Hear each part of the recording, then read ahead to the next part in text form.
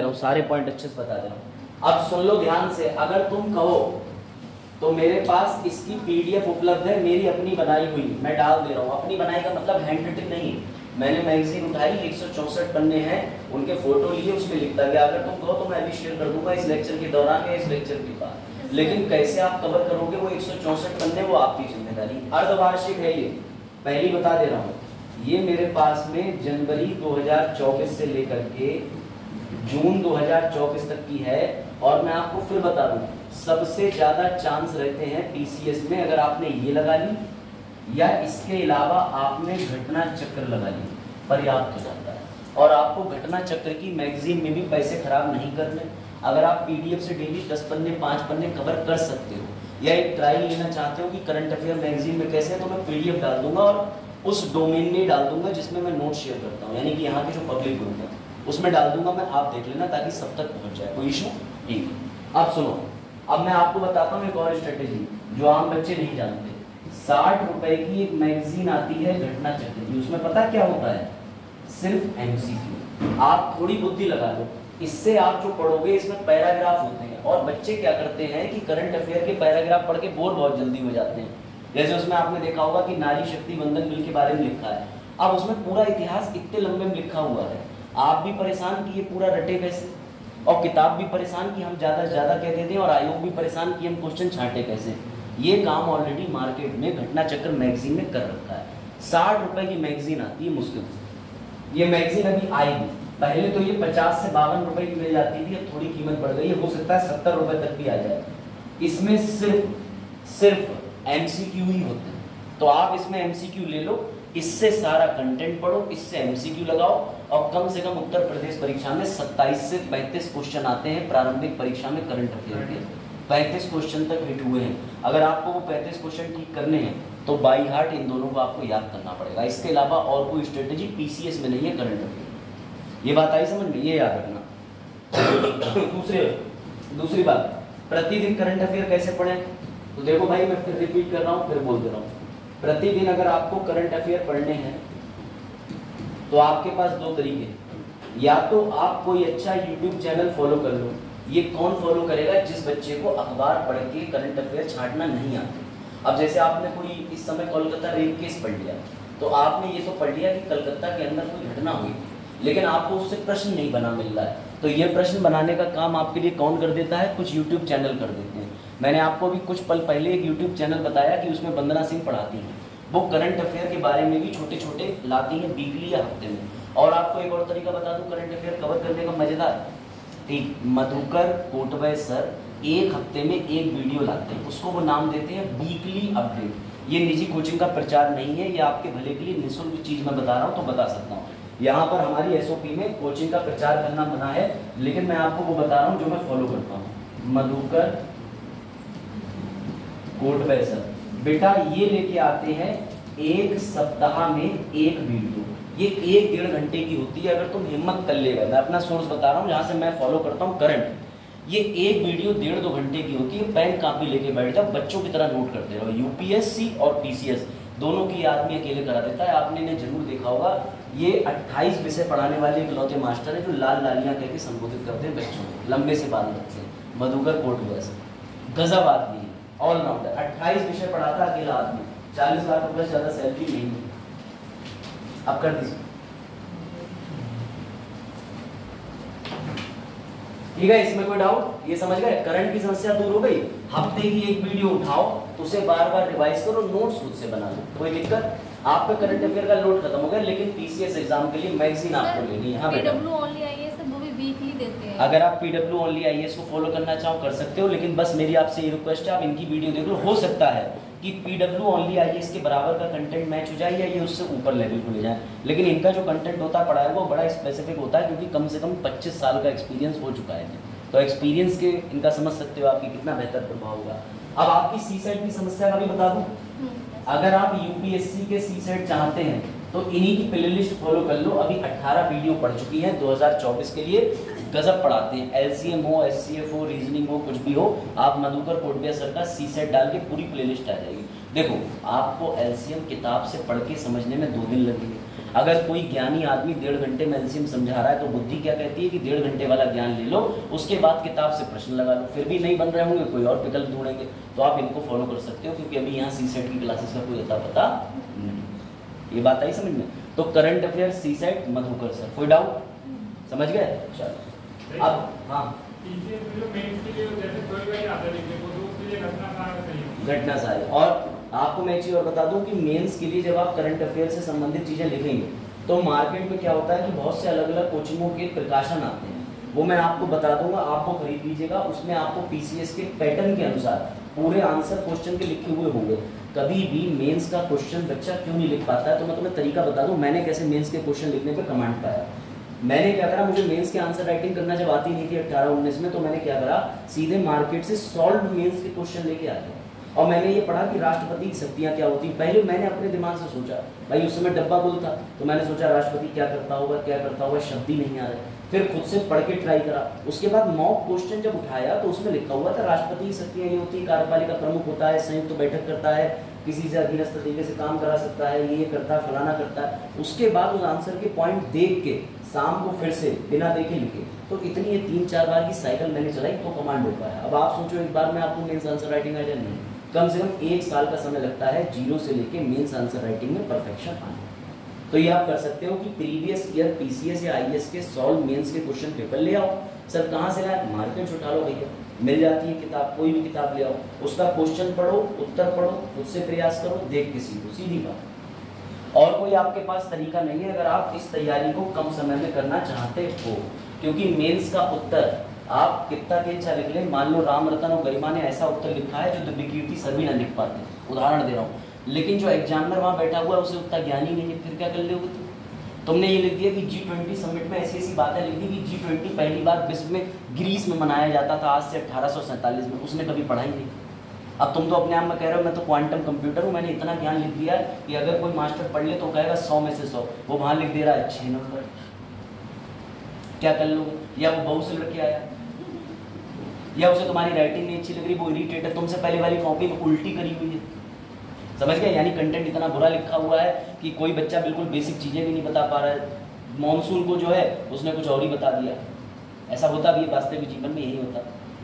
चलो समझ गए? तो ये चीज़ ध्यान रखना। अच्छा और बताओ, और कोई डाउट हो तो मैं बता दूँ। वैसे आज का टॉपिक गवर्नेंस से भी शुरू करते हैं, बड़ा मजेदार टॉपिक है। हाँ, और कोई किसी को डाउट? तो उमेश ये चीज़ें आई समझ में थोड़ी बहुत? चलो, और आपको बता दूं मैं नोट मेकिंग कैसे होती है, तो सुन लो भैया। मैं नोट मेकिंग कैसे करता हूं, मैं उठाता हूं मेंस के प्रीवियस ईयर क्वेश्चन। आज मुझे अगर टॉपिक पढ़ाना है राष्ट्रपति, तो मैं देखूंगा 10 वर्षों के अंदर राष्ट्रपति पे मुख्य परीक्षा में कौन कौन से प्रश्न आए। बस मेरे राष्ट्रपति के जो नोट्स होंगे या मेंस के नोट्स बनेंगे वो सिर्फ 10 साल के प्रीवियस ईयर क्वेश्चन के ही टॉपिक बनेंगे। अगर राष्ट्रपति का कंपैरिजन करा गया है फ्रांस से, 2022 की मुख्य परीक्षा का प्रश्न था।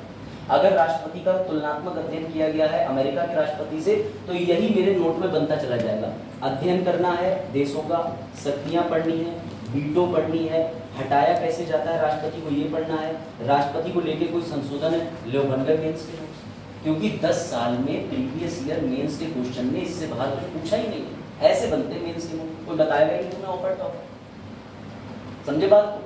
फिर चाहे वो टेलर महोदय रहे हो जो यहाँ आए थे, फिर चाहे वो ऐसे महोदय रहे हो जिनने 3 बार परीक्षा दी है, 6 बार दी हो। हम 2024 में अगर इंटरव्यू दे रहे हैं तो हमारे अंदर कोई काबिलियत होगी तभी तो 24 में इंटरव्यू दे रहे हैं हम, या ऐसे खड़े होगा तुम्हारे सामने बोले वो अभिषेक सर की जान पहचान है। जान पहचान तो जहाँ जहाँ है वहाँ काम ही नहीं आएगी, वहाँ जान पहचान लगा देंगे तो हो गया था। तो ये ध्यान रखना। अच्छा, अब मेंस के नोट्स बनाना सीख गए, प्रीवियस टॉपिक पे 10 साल के क्वेश्चन देखो, उन्हीं क्वेश्चन के उत्तर लिख लो, बन गए मेंस के नोट, और कुछ नहीं। अब आई बात समझ? और अपने पास 2 किताबें, भले गीता महाभारत कुरान पढ़ना छोड़ दो, प्रीवियस ईयर क्वेश्चन लगा लो भैया 20 साल के, मैं बता रहा हूँ फिर से, चाहे इसके लगा लो और साथ में इसके लगा लो। इसके लगाने के लिए एक ही किताब है घटना चक्र, इसके लगाने के लिए दृष्टि खरीद लो, मार्केट में मिल जाएगी सॉल्व। और बिल्कुल भी ऑनलाइन मत लगाना, अगर तुम्हारे पास पुस्तक है तो तुम पुस्तक प्रेफर करना, क्योंकि एक ही बार लेनी है और कम से कम 3-4 साल तुम्हारी तैयारी में मित्र रहेगी। अगर तुमने 2025 का प्रीलिम्स निकाला तो भी तुम चयनित तो 26 में हो, तो जब किताब में थोड़ा पैसा डाल के किताब 2-4 साल काम आ रही है तो पैसे काहे खराब करना, PDF खरीद इसी से ले लो किताब, ये ले लो। तो सबसे पहले आज जा करके प्रीवियस ईयर क्वेश्चन लगाओ, अगर आरओ के पेपर ठीक ठाक देने हैं तो। और अगर तैयारी नहीं है तब भी पेपर मत छोड़ना, क्योंकि पीसीएस में अटेम्प्ट नहीं होता है, ना ही पीसीएस में 1 से लेकर 6 तक कुछ समस्या आती है। आ जाना, शुरू करें आज का टॉपिक। ये हो गया, चलो भैया। अब देखो आज का टॉपिक जो है वो बड़ा इंटरेस्टिंग है।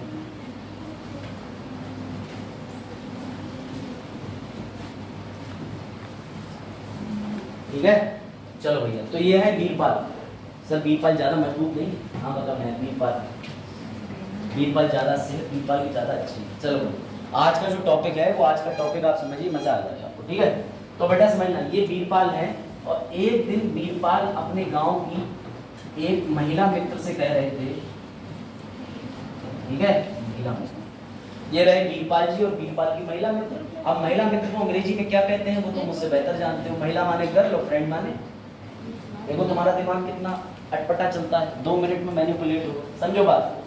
अब वीरपाल महिला मित्र से कह रहे थे कि सुनो, भारत सबसे अच्छा है। तो महिला इनकी बोली मित्र की नहीं, कहाँ अच्छा है? भारत में सरकारें जो है लूटपाट कर रही हैं, भारत को अंदर ही अंदर दीमक की तरह खोखला करती जा रही हैं, और जो रक्त चूस करने वाला मॉस्किटो होता है वो तो उसी के ऊपर नाम दे रखा है, असली रक्त पीने वाले तो नेता हैं। तो वीरपाल बोले यार बात तो तुम सही कह रही हो, लेकिन वीरपाल ने अपनी महिला मित्र से एक गंभीर प्रश्न उठा दिया। वीरपाल ने ये पूछा महिला मित्र से, ध्यान से सुनना, कि बताइए सरकार खराब है या शासन खराब है? बताओ। मेरा प्रश्न भी आपसे बड़ा इंटरेस्टिंग तरीके से है। देखो आज का जो टॉपिक है इसमें थिंकिंग का काम है, संज्ञात्मक विकास, कॉग्निटिव डेवलपमेंट, इसमें सोचना जाता है। बताइए आपको क्या लगता है कि भारत की सरकार खराब है या भारत का शासन खराब है? हाँ भाई, शासन खराब है कि सरकार खराब है? शासन खराब है। अच्छा, एक वोट आया कि शासन खराब है, कोई ऐसा जो कह रहा हो सरकार खराब। बताओ भाई वीरपाल क्या लगता है, शासन या सरकार? वीरपाल क्या है? अरे मुंह से बोलते होंगे। हाँ, और कोई शासन या सरकार? बताओ। हाँ, शासन या सरकार? शासन। और कोई शासन को आरोप देने के अलावा सरकार को आरोप दे रहा हो? हाँ, अभी तक 3 वोट शासन के खिलाफ पड़ चुके हैं। बताओ भाई सरकार या शासन? अच्छा, अब विजन ठीक से नहीं चल पा रहा है, अधिकारियों में कमी है या अधिकारियों की कार्य प्रक्रिया में कमी है? चलो अभी भी 1 वोट किसके साथ जा रहा है? शासन के साथ। चरण भी आ गए, चरण से पूछना आती है बस। आ जाओ चरण। अब कैसी तबीयत आपकी है? उनकी? अच्छा चलो अब बैठ जाओ। चरण, पहला सवाल आपसे आसान है, सरकार में कमी है या सरकार के शासन में? हाँ भाई क्या लगता है पलक, सरकार में कमी है कि सरकार के शासन में? शासन करने में। शासन करने में, ये भी यही कह रहे हैं कि सरकार के शासन में कमी। इसका मतलब अगर मैं बात करूं तो तुम्हारे यहाँ भारत में शी जिनपिंग की सरकार आ जाए, तुम्हारे यहाँ भारत में नॉर्थ कोरिया के किम जोंग यून की सरकार आ जाए, तुम्हारे यहाँ व्लादिमीर पुतिन की सरकार आ जाए, तुम्हारे यहाँ जो बाइडेन की सरकार आ जाए, तो सारी सरकारें अच्छी। तुम्हारे कहने का मतलब तो यही है ना कि सर शासन खराब है, सरकारें ठीक है लेकिन शासन खराब है, तुम तो फंस गए। तो फिर आज ही मैं चीन से कह दे रहा हूँ कि एक काम करो, सरकार अपनी बना लो, तो हमें शासन से मतलब है, सरकार से मतलब ही नहीं। कह रहे किम जोंग तो फिर इसका मतलब पाकिस्तान की सरकार अच्छी है, पाकिस्तान का शासन खराब है। हाँ, मैंने कहा ना गवर्नेंस का टॉपिक इतना मजेदार है कि गवर्नेंस का टॉपिक तुम्हें घुमाएगा, परेशान करेगा, लेकिन सोचने की शक्ति पैदा करेगा। इसलिए इस टॉपिक के अंदर जो है वो डिबेट और डिस्कशन बहुत होगा, तो एकदम खुले विचारों से बैठना। हाँ क्या लगता है बताओ, सरकार या शासन? हाँ मतलब अगर इसकी मैं बात करूं तो पापा खराब है या पापा की आदत खराब है? कौन कह रहा आदत? अच्छे नहीं लगते तुम्हें पापा अपने? हैं इतना बैर मन में, आज ही फोन मिलाता हूँ अंकल जी को। तो चलो बेटा, उससे पहले आपको ये जानना पड़ेगा कि सरकार की परिभाषा क्या होती है और शासन की परिभाषा क्या होती है, वरना आप जान ही नहीं पाओगे। है ना क्लियर बात? ऐसे ही इस टॉपिक में हम टकराएंगे और बड़ा मजा आएगा। अरे यार कोई बात, कहाँ से आ रहे तुम 300 रुपये पलट उठा के? चलो हाँ भाई बैठो, सतनाम बैठ जाओ बेटा।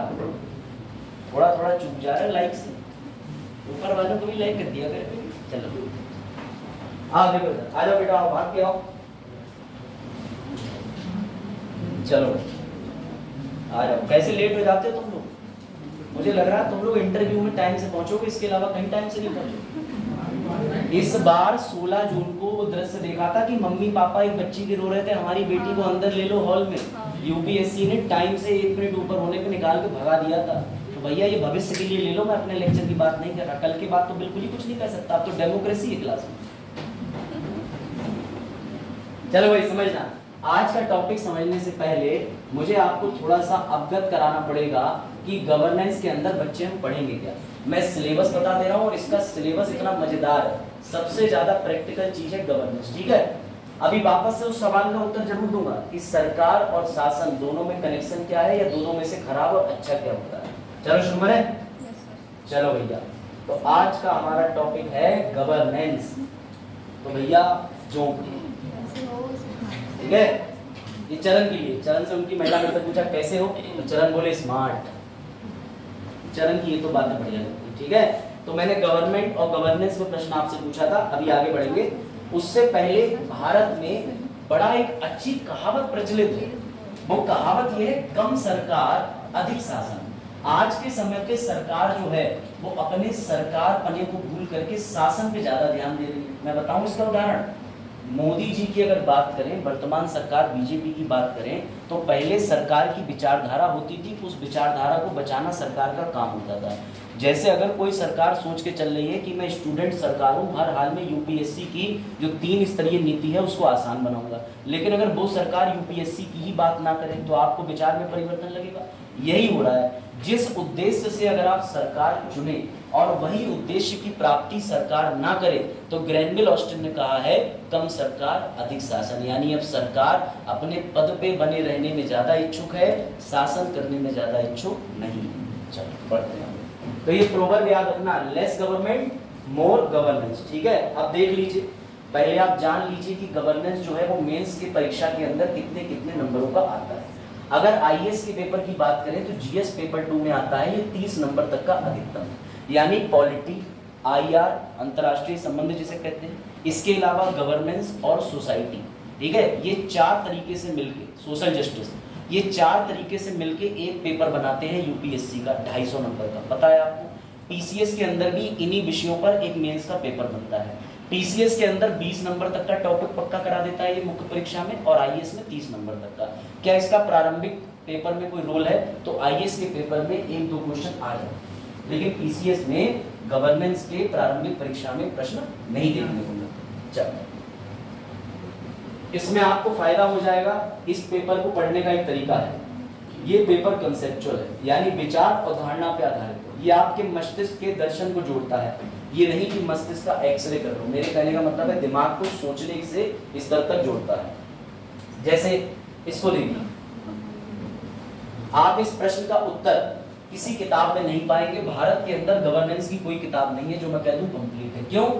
जब कोविड आया तो जिन लोगों ने 1980 में किताबें लिख दी थी, सन 2000 में किताबें लिख दी थी, क्या उनके लिए ये प्रश्न था उनकी किताब में? जरा देखो, महामारियों के दौर में गवर्नेंस की प्रासंगिकता बढ़ती जा रही है, यानी कोविड में हमें नया तरीके का शासन देखने को मिला कि घर बैठे डिजिटली भी हो सकता है। मोदी जी सारी मीटिंग ऑनलाइन ले रहे हैं, तो बेटा इस वजह से गवर्नेंस का जो दायरा है वो हर समय बदलता और बढ़ता रहता है। ये बात ध्यान रखना, बात है इसमें। चलो ध्यान देना, बहुत ध्यान देना। कंसेप्चुअल पेपर है, सब स्लिप हो जाएगा। सिलेबस लिखिए मेरे साथ, मैं चाहता हूँ सिलेबस लिखे सब लोग, नोट करिए, लिखो भैया क्या क्या हम लोग पढ़ेंगे। कृपया पेन कापी निकालें, लिखने का ही काम रहेगा गवर्नेंस में ज्यादा। लिखिए, हम इसके अंदर पढ़ेंगे गुड गवर्नेंस। आपको मैं उदाहरण भी देता चलूंगा, सिलेबस भी बताता चलूंगा। अगला लिखिए स्मार्ट गवर्नेंस, अच्छा शासन, और भैया बेहतर शासन, स्मार्ट शासन। लिखिए वैश्विक शासन, लिखो अपने हाथों से लिखते चलो, अंग्रेजी हिंदी जिसमें है। नैतिक शासन, पॉलिटिकल शासन, लिखो। ये है गवर्नेंस का सिलेबस जो अभी तक 10 साल में प्रश्न पूछे गए हैं, यहीं से पूछे गए हैं। अभी आधा सिलेबस है और आगे बढ़ेंगे। लिखो गवर्नेंस का, राइटिंग साफ करें अगर आपकी 10 उंगलियां काम करती हैं। सर आप पे भी लागू। लिखिए, इसमें हम पढ़ेंगे अच्छा शासन। ये अच्छा शासन कहां से होता है? 1858 में। 1857 की क्रांति के बाद पता है आपको, क्वीन विक्टोरिया ने इलाहाबाद में लॉर्ड कैनिंग से चिट्ठी में क्या पढ़वाया था कि आज से ईस्ट इंडिया कंपनी खत्म और अच्छा शासन शुरू। तो वो अच्छा शासन क्या होता है ये भी बताऊंगा।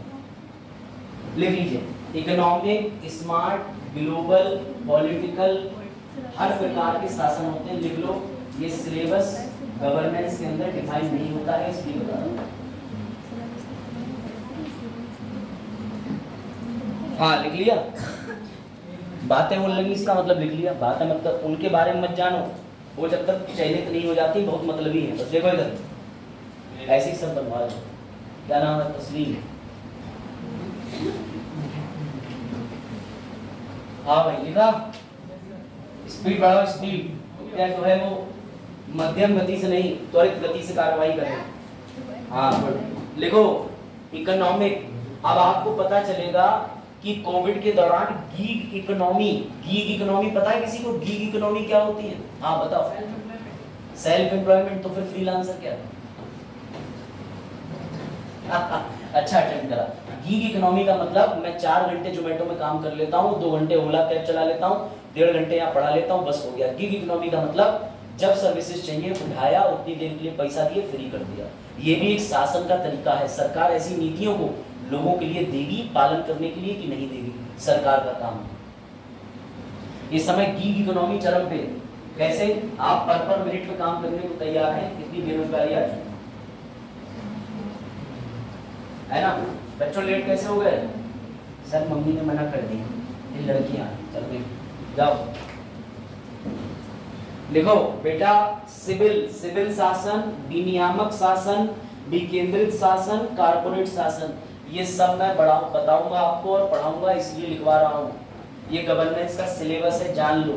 कायदे में तो पॉलिटी का भी सिलेबस डेमो में मैंने जो बताया था वो दोबारा बताना चाहिए था, लेकिन छोड़ो, पॉलिटी हमारी ऐसी चली, आज इधर कल उधर, है ना। इधर उधर होने के चक्कर में कुछ विश्वास पात्र लोग भी खोज लिए मैंने। हाँ, कारपोरेट शासन लिखा, कारपोरेट शासन लिख दिया बेटा। ये कारपोरेटर नहीं है, कारपोरेट है, कहीं कुछ और लिख दो। Corporate, CORPORAT, corporate, corporate, Hindi में कारपोरेट कर देते हैं इसको, वैसे यहाँ पर मात्रा लगती है। चलो लिख लिया। अब सुनना ध्यान से। अब तुम कह रहे होगे सर ये क्या है? तो देखो भैया, पहली चीज मैंने तुम्हें गुड गवर्नेंस लिखवाई है, अच्छा सुशासन लिखवाया है, समझना ये क्या होता है। अब यहाँ पर सिलेबस को समझने के साथ आपके आज के कंसेप्ट भी चलते रहेंगे। समझना, भारत में शासन करने आपको पता है कि कई लोग आए थे, जिनमें से सबसे लंबे समय तक कौन रुके? ब्रिटिशर्स। ठीक है, लिख लीजिएगा मेरे साथ बेटा। ब्रिटिशर्स ने तुम्हारे ऊपर जो शासन करा वो 2 प्रकार के शासनों में से एक था। कौन सा शासन था? तो लिखिए, मैं गुड गवर्नेंस आपको एक्सप्लेन कर रहा हूँ सिलेबस में। बहुत ध्यान देना, अगर गवर्नेंस पे ध्यान नहीं दिया तो चला जाएगा। ये पूरा पेपर समझ पर है, क्योंकि इसका ना तो कोई प्रश्न बता सकता है, ना इसकी कोई किताब आती है। ये आपकी बुद्धि में बैठ गया तो ओके। जितने बच्चे आज आए हैं, 7-8 दिन की इसकी क्लास है, रेगुलर रहना, छुट्टी मारी नहीं, दुख हुआ नहीं। चलो बेटा, अंग्रेज तुम पे पता है कौन सा शासन करते थे? एक करते थे क्लोज गवर्नेंस और एक होती है ओपन गवर्नेंस। ठीक है, अब सुनना बड़े ध्यान से, मजा आ जाएगा। सर क्लोज क्या होती है? तो बेटा ये होता है बंद या गोपनीय। सर ये क्या होता है? बेटा इसे कहते हैं खुलापन या सबका साथ सबका विकास। जी हाँ, सुनना ध्यान से। जब अंग्रेज तुम्हारे ऊपर शासन करने आए तो अंग्रेजों ने पता है तुम्हें कभी बताया, किसी नीति में शामिल करा? सर कभी नहीं करा।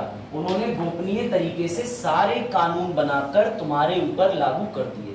तो याद रखना, अगर ये प्रश्न आता है कि अंग्रेजों ने हमारे ऊपर कौन सा गवर्नेंस करा, तो चुपचाप लिख देना, अंग्रेजों ने हमारे ऊपर कौन सा करा। वो आपको किसी नीति का ना हिस्सा बनाते थे, ना आपसे बैठ के किसी नीति पर चर्चा करते थे। और इस क्लोज गवर्नेंस के कारण पता है भारत में क्या छोड़ के चले गए? मैं बताता हूँ।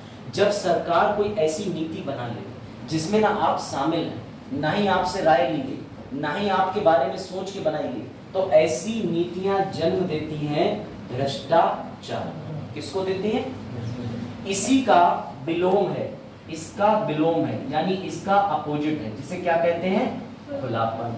ये खुलापन क्या होता है? इसका मतलब ये होता है कि सरकार अपनी कोई भी नीति बनाते समय राज्यसभा टीवी पर डिबेट डाल दे, आपके लिए पब्लिक वेबसाइट पर बिल डाल दे, आपके लिए कहीं से विचार कर दे, किसी मीडिया पर टिप्पणी कर दे, यानी सरकार के काम को आप होते हुए देखें। और उसके लिए दो शब्द सरकार देती है। पहला शब्द है ट्रांसपेरेंसी,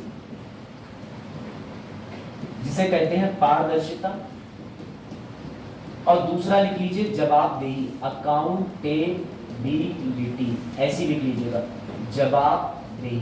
ये इसके गुण हैं, ये इसके गुण हैं। और अब अश्मित बताएंगे कि क्लोज अच्छी है कि ओपन अच्छी है।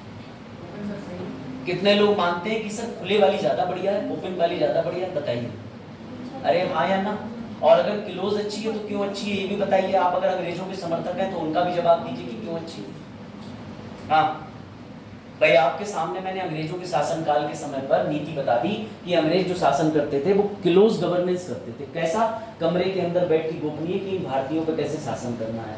वर्तमान में अच्छा कौन सा माना जाता है? ओपन गवर्नेंस, जिसे खुलापन शासन कहते हैं। अब मेरा प्रश्न आपसे, ये दोनों में से कौन सा बेहतर है? अपने तर्क दीजिए, बताओ।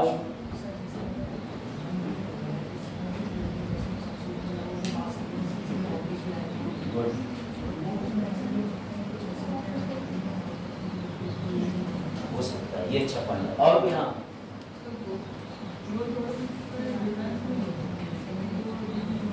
ठीक है, ये इन्होंने भी बिल वाली बात आपने। और कोई? बेटा अगर प्रशासन और शासन की बात करें तो याद रखना हमारे लिए अच्छा ये वाला माना जाएगा। ठीक, अंग्रेज ये रखते थे, लेकिन भारत के अंदर अभी कुछ चीजों में ये देखने को मिलता है। जैसे आपको मैं आगे चल के विधेयक बताऊंगा कि सरकार ने फॉरेन करेंसी को लेकर पक्ष और विपक्ष ने मिलकर 2015 में चुपचाप बैठ के बिल पास कर लिया। आज तक तुम्हें पता चला? क्योंकि उसमें जो तनख्वाह है वो भी कहाँ से प्रेरित हो रही थी, या मंत्री जी का विदेश में मकान है उसकी भी चर्चा हो रही थी। तो वो पक्ष और विपक्ष दोनों ने मिलकर कर लिया। ऐसे जो विधेयक होते हैं वो लोकतंत्र का गला घोटने वाले होते हैं। हालांकि अच्छा सिस्टम कौन सा है? ये वाला, क्योंकि इसमें आपको सब कुछ पता है और आपके सामने सब कुछ दिख रहा है। चलिए आ जाइए, अब मेरे प्रश्न का जवाब दीजिएगा। ब्रिटिश शासन प्रणाली कैसी थी? क्लोज थी या ओपन थी? अरे जोर से बोलो, जय माता दी। हाँ, क्लोज थी बेटा। बेहतर कौन सी होती है लोकतंत्र के लिए? ये क्लोज जो है इसका मतलब गोपनीय तरीके से रखना, और इसने किसको जन्म दिया था? भ्रष्टाचार। और भ्रष्टाचार को खत्म करने के लिए वर्तमान सरकार का जो सिस्टम चल रहा है वो कौन सा सिस्टम है? Open system, open governance. चलो अब आ जाओ, अब समझना। आपको एक बड़ा चौंकाने वाली चीज बताता हूँ। अभी तक भारत में आपको पता है कौन सी योजनाएं सफल हुई है? अगर आप आर्टिफिशियल इंटेलिजेंस से पूछोगे तो सबसे पहले लिख के आ जाएगा पीएम जनधन योजना, उसके बाद 3-4 लाइन से पीएम की योजनाएं लिख के आ जाएंगे। लेकिन अभी तक वैश्विक स्तर पर जो योजना भारत में सफल हुई है वो हुई है 2014 में हमने पोलियो को इरेडिकेट कर दिया। पोलियो अब तक सबसे बड़ी उपलब्धि है हमारे लिए, पर आपको जान के ताज्जुब होगा कि पोलियो सबसे बड़ी उपलब्धि करने में सरकार का शासन विफलता। ये पता है क्यों सफल हो पाया? विश्व बैंक ने पैसा दिया था, WHO जो कि स्वास्थ्य सबसे बड़ा संगठन है उसने नीतियां बना के हमें दी थी, भारत ने डिट्टो उठा के कॉपी कर दिया। इंडिया का गवर्नेंस सिस्टम 0/0 है। ये भी बोला जाता है कि यूपीएससी से घटिया कोई परीक्षा नहीं है गवर्नेंस के पॉइंट ऑफ व्यू से, जिससे अधिकारी वर्ग चुने जाते हैं। जिनका एटीट्यूड है इस सरकारी नौकरी में जाने लायक वो घास छीन लें, और जिनका एटीट्यूड नहीं है वो चयनित होकर बैठे हैं। इसके अंदर जिसका कॉम्प्रिहेंशन अच्छा है, गणित हिंदी अंग्रेजी अच्छी है, GS2 आता है, बढ़िया उत्तर लेखन कर लेगा टीक के, वो चयनित हो गया। लेकिन असल एटीट्यूड जिन बच्चों का है वो बच्चे बाहर रह जाते हैं। ये भी टिप्पणी करी जाती है, समझिएगा। अभी तक अगर हम योजनाओं की बात करें 74-75 साल हम हो चुके हैं, 17। आप मान के चलिए कि अंग्रेजों ने पहली विधि 1773 में बना दी थी और आज हम 1947 में जी रहे हैं। इतना समय हो चुका, अभी तक मान के चलिए पोलियो के अलावा कोई भी ऐसी योजना नहीं है जो अंतर्राष्ट्रीय स्तर पर कामयाब हुई है। ये है हमारा शासन 3rd क्लास 0, बिल्कुल रद्दी, याद रखना। क्योंकि यहाँ के मंत्री क्या कहते हैं कि भैया कार्य हेतु खुला आसमान है, जो काम करना है करो, कोई नहीं देख रहा। और बड़ी बात, आप किसी मंत्री का गिरबान पकड़ सकते क्या? नहीं पकड़ सकते। अरे भाई आज की डेट में इतने बड़े घोटाले होते हैं, तुम कुछ कर लोगे? मंत्री कहीं उन्होंने करा था, वो कहीं उन्होंने करा था।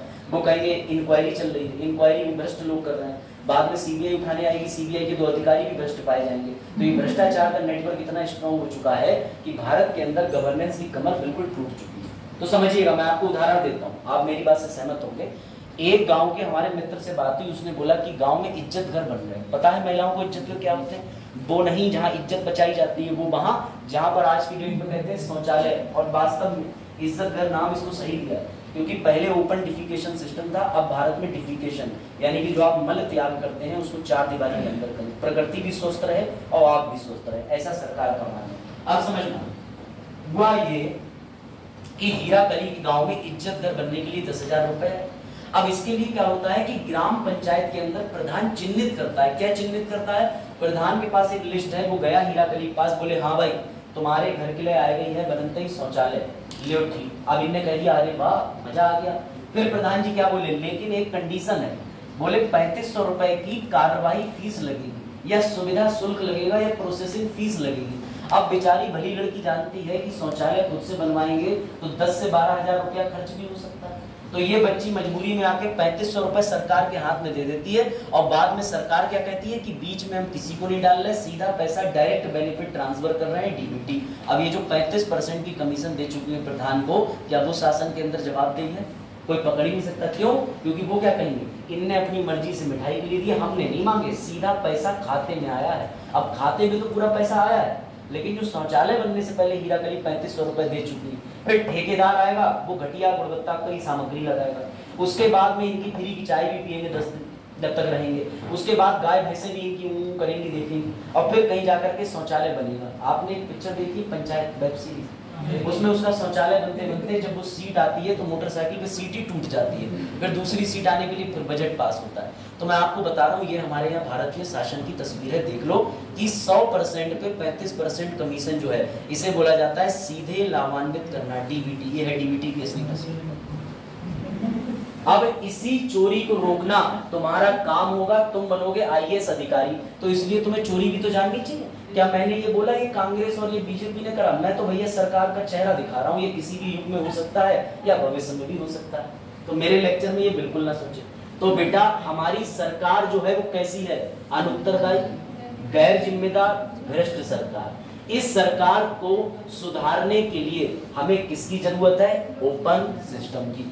मेंस परीक्षा का प्रश्न है, बताएं कि क्लोज सिस्टम और ओपन सिस्टम में अंतर क्या है? तो अब आप लिख पाओगे, क्लोज सिस्टम गोपनीय होता है, अंग्रेजों के शासनकाल के दौरान प्रचलित था, सारी नीतियों पर विचार करने के लिए बंद कमरे के अंदर कुछ चुनिंदा लोग विचार करते हैं, लोक हित के लिए नहीं होता है। एवं अगर हम ओपन सिस्टम की बात करें, ये लोक हित की बात करता है।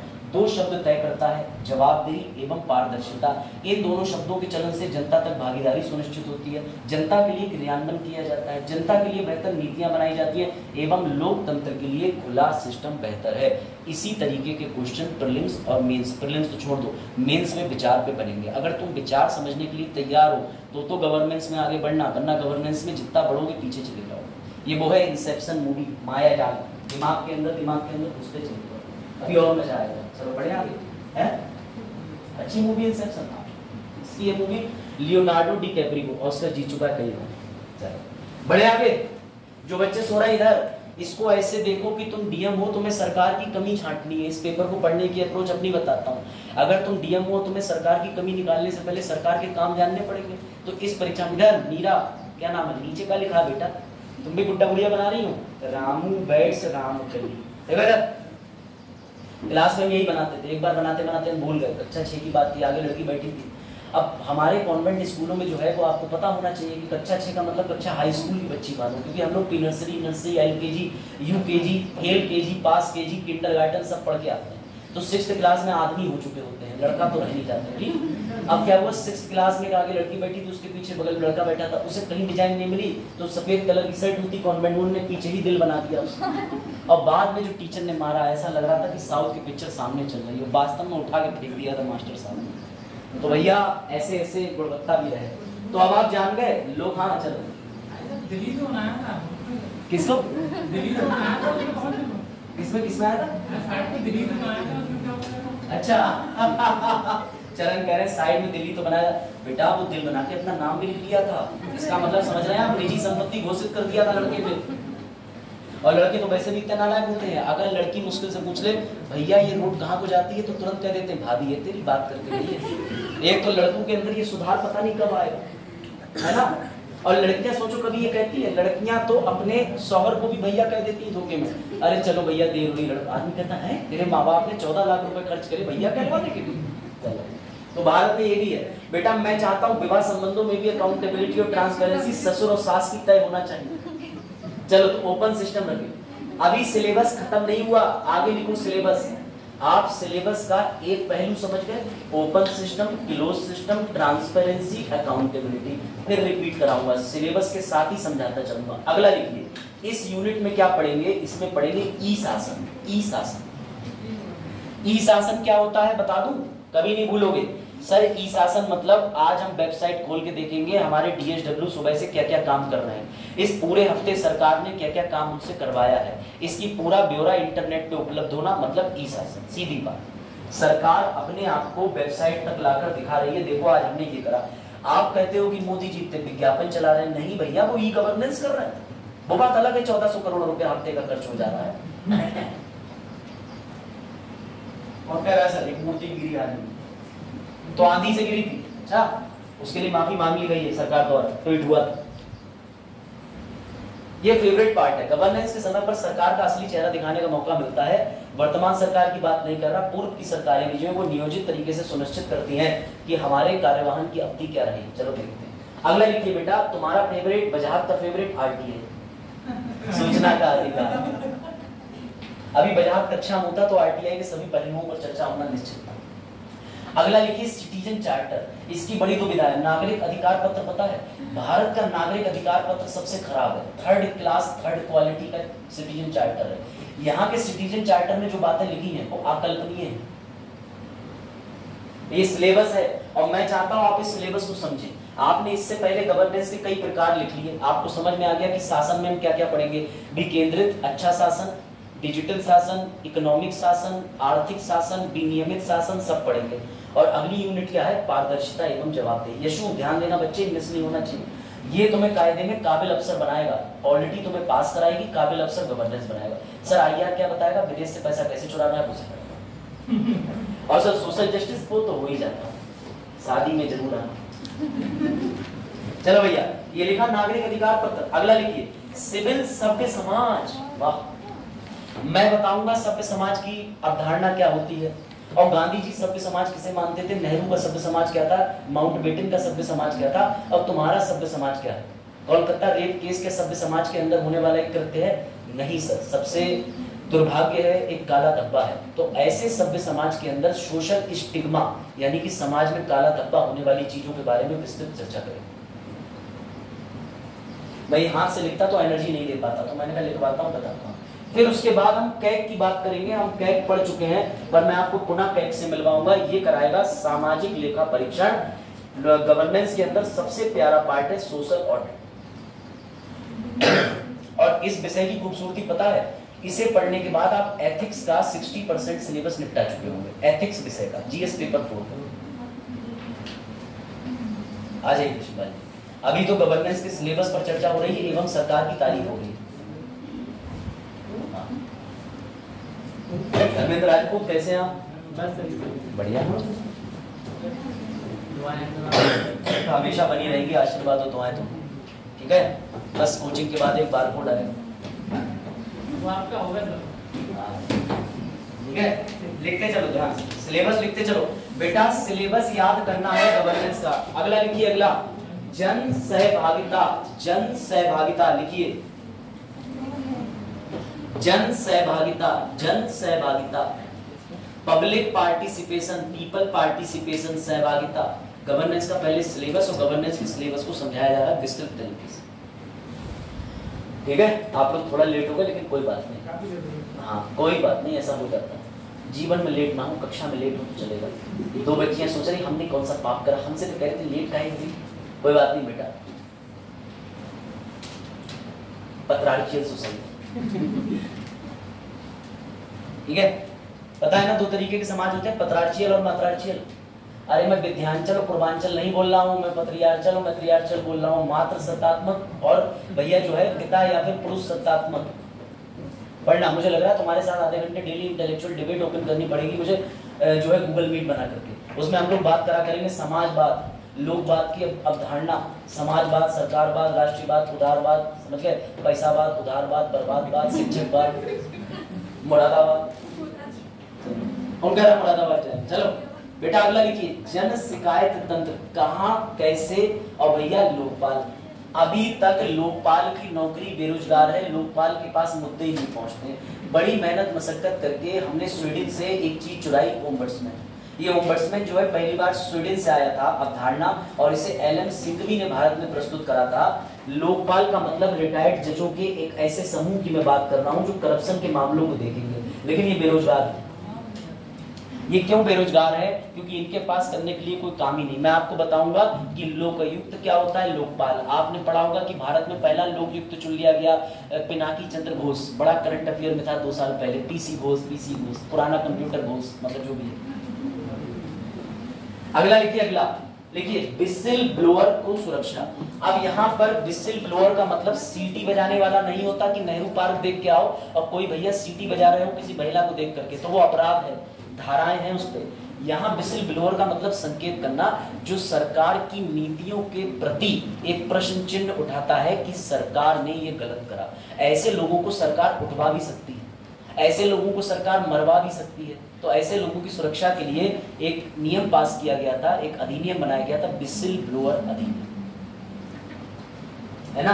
तो बेटा सरकार से खतरा रहता है, वकीलों को तो बहुत रहता है, और वकीलों से सरकार को भी खतरा रहता है। ये जब हम केशव नंदा भारती बाद अच्छे से पढ़ेंगे, 4 जजेस केस जो हमने पढ़ा था वो आपको रिपीट करवाऊंगा, मैं दोबारा बताऊंगा तब मजा आएगा। लिखा, ये लिख लिया। ट्रांसपेरेंसी अकाउंटेबिलिटी की यूनिट के अंदर आप क्या क्या पढ़ेंगे? आप देखिए, आपको समझ आ जाना चाहिए। जब मैं शासन बोलूंगा तो शासन के मैंने 8 प्रकार लिख दिए, विनियमन शासन हो गया, पॉलिटिकल हो गया, सोशल हो गया, इकोनॉमिक हो गया, सब हो गया। जब मैं ट्रांसपेरेंसी अकाउंटेबिलिटी शब्द बोलूंगा तो सरकार की जवाबदेही और पारदर्शिता तय करने के लिए आरटीआई होगी, चार्टर होगा, नियमावली होगी, ओम्बड्समैन होगा, विसिल ब्लोअर होगा। मैं इन सब की बात कर रहा हूँ। कोई दिक्कत? चलो आगे बढ़ते हैं।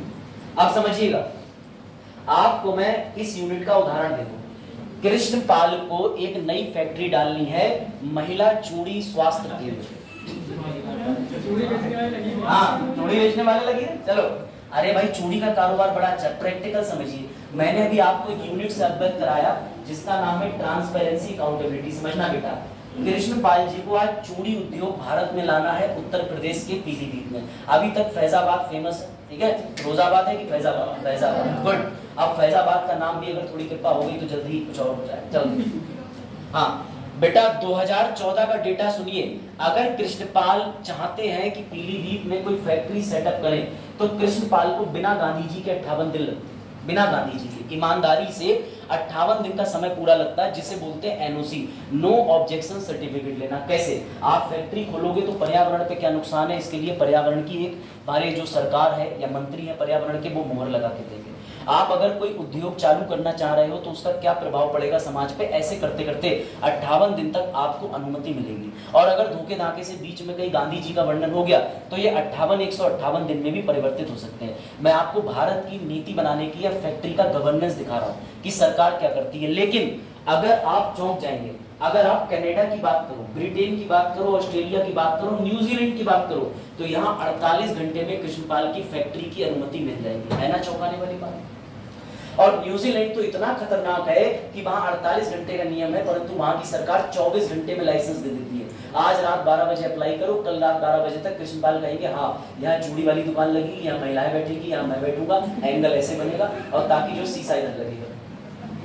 अरे मैं दुकान की शोरूम की रूपरेखा बता रहा हूँ बच्चों, समझिए बात को, आनंदित होइए। तो समझिएगा, विदेशों में किसी फैक्ट्री की परमिशन लगाने के लिए 48 से 24 घंटे और भारत में 58 दिन क्यों लग रहे हैं? क्योंकि भारत का गवर्नेंस जीरो है, फेल है, फेल। भारत का शासन सुधारने की जिम्मेदारी तुम्हारी है, लेकिन जब तुम नौकरी में जाते हो तब तुम्हें अपना स्ट्रगल याद आ जाता है कि मैं कैसे चोरी करके नोट्स लाता था, कि मैं कैसे उनका भी फॉर्म भरता था, कि मैं कैसे उनका ट्रेन से पेपर दिलवाने जाता था। ये सब करने के बाद में तुम्हें याद आता है कि अब तो मैं 2 करोड़ रुपए कमाई लूं, क्योंकि इसके बाद जिंदगी मिले ना दोबारा, तो तुम 58 दिन को 158 दिन कर देते हो।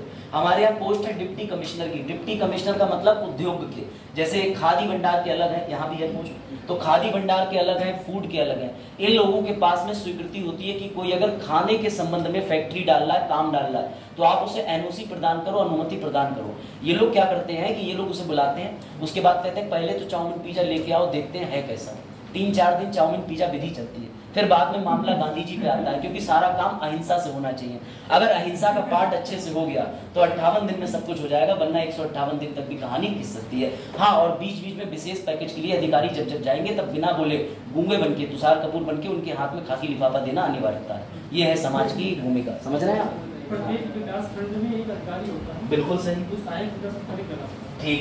कई विभागों को होते हैं, एक सहायक विकास अधिकारी पंचायत होता है, जो पंचायत मामले देखता है। ठीक है। एक सहायक विकास अधिकारी होता है उद्योग का, जो गाँव में शहरों में जाकर देता है। ठीक है। तो स्थानीय लेवल पर तो सहायक विकास अधिकारी होता है। मैं आपकी बात से बिल्कुल सहमत हूँ, लेकिन मेरा मानना ये कि जो बात की भूमिका है गांधी जी की, वो तो असल है। वो तो हमने आपको बता दिया ना। हाँ, चलो आ जाओ भाई, इधर आ जाओ। अब देखो सुनो, इस गैप को भरने के लिए अब तुम्हें स्टार्टअप पता चलेगा। स्टार्टअप क्या है, तुम में से कई लोग नहीं जानते स्टार्टअप क्या है। सरकार ने इसके लिए जुगाड़ निकाली, भारत ने, बोले इस 58 दिन को सुधारने के लिए हम अपने प्रशासन में एक नई सुविधा लॉन्च कर रहे हैं, स्टार्टअप इंडिया। एक देश के प्रधानमंत्री आते हैं पोस्टर लगा के, वो कहते हैं भारत में इतने करोड़ स्टार्टअप शुरू करे। अमेरिका नंबर 1 पे चल रहा है, भारत तीसरे पे चल रहा है, चीन दूसरे पे चल रहा है। स्टार्टअप की भी सूची आती है, समझना। ये स्टार्टअप एक जुगाड़ है कि अगर कोई व्यक्ति, अब कृष्णपाल को 58 दिन का समय तो लग रहा है, लेकिन अब कृष्णपाल क्या करेंगे, अपने संबंधित दस्तावेज को ऑनलाइन रजिस्ट्रेशन करा के आज से अपना काम शुरू कर देंगे। लेकिन भारत के प्रशासन में जुगाड़ क्यों? तुम टेम्पररी व्यवस्था करके क्यों दे रहे हो? इस 58 दिन के लाइसेंस की अवधि को 2 दिन क्यों नहीं कर पा रहे? विदेश क्यों कर ले रहा? क्योंकि तुम्हारे पास बेहतर शासन है ही नहीं। तो बात समझे? तो याद रखना, ये स्टार्टअप एक जुगाड़ है। आने वाले समय में स्टार्टअप चला जाएगा। इस स्टार्टअप का कोई खास वजूद नहीं है, ये बस इसीलिए लाया गया था कि 58 दिन लगते हैं एनओसी या अनुमति देने में। चलो अब आगे समझिए। आपको एक और बात बताऊं, मैंने इसीलिए सुबह प्रश्न डाला था कि हमारे भारत की संसद पैरालाइज्ड। सर कैसे पैरालाइज्ड है? हमारे यहाँ भारत की संसद जो है वो जब जब चाहे तब तब बैठेगी, जितनी देर चाहे बैठेगी, कोई रोक टोक नहीं है। मैंने आपको 3 सत्र से अवगत कराया था, बीएमडब्ल्यू, बजट, मानसून, शीतकालीन। इनमें क्या होता है कि सरकार कभी कभी इतना भी बैठी है, मात्र 12 मिनट 34 सेकंड, 10 मिनट 5 सेकंड पूरे दिन में, और उसके बाद सभा जो है वो स्थगित हो जाए। जबकि सरकार का 1 मिनट का खर्च पता है संसद में कितना आता है? बैठने का 2.5 लाख रुपया 1 मिनट का, यानी कुल मिलाकर के 50-60 करोड़ रुपया 1 घंटे में खर्च हो जाता है। और ये उस पैसे का करते क्या है मुझे पता नहीं आज। ये है हमारे देश की संसद की व्यवस्था। हाँ, ये जाता वही है जहां राज बब्बर ने बोला था कि जो भारत में 15 रुपए कमा रहा है वो कभी गरीब हो ही नहीं सकता, क्योंकि थाली 15 रुपए में उन्हें कैंटीन पे मिल रही थी शाही पनीर की। कैंटीन से बाहर निकलो, स्टारडम से बाहर निकलो, कभी निकल के जाके 2 दिन तो बिताओ जरा पीलीभीत आदिवासी क्षेत्र, पता चले भाला आए होता हो। चलो, लेकिन क्या हम लोग इस बात पर कोई प्रश्न उठाते हैं? नहीं, क्योंकि हम जागरूक ही नहीं। आप में से कई लोगों को आज ही पता चला होगा कि 2.5 लाख रुपए प्रति मिनट खर्च होते हैं, जबकि ये बात तो जो है आज नहीं एआरसी रिपोर्ट में भी आ गई थी लिख करके। आज तक 15 एआरसी रिपोर्ट आई, 11वीं और 12वीं पढ़ाएंगे तो समझिएगा। मैं आपको गवर्नेंस का असली हाल दिखा रहा हूँ, जरा ये देखिए, ये देखिए, पढ़िए इसको।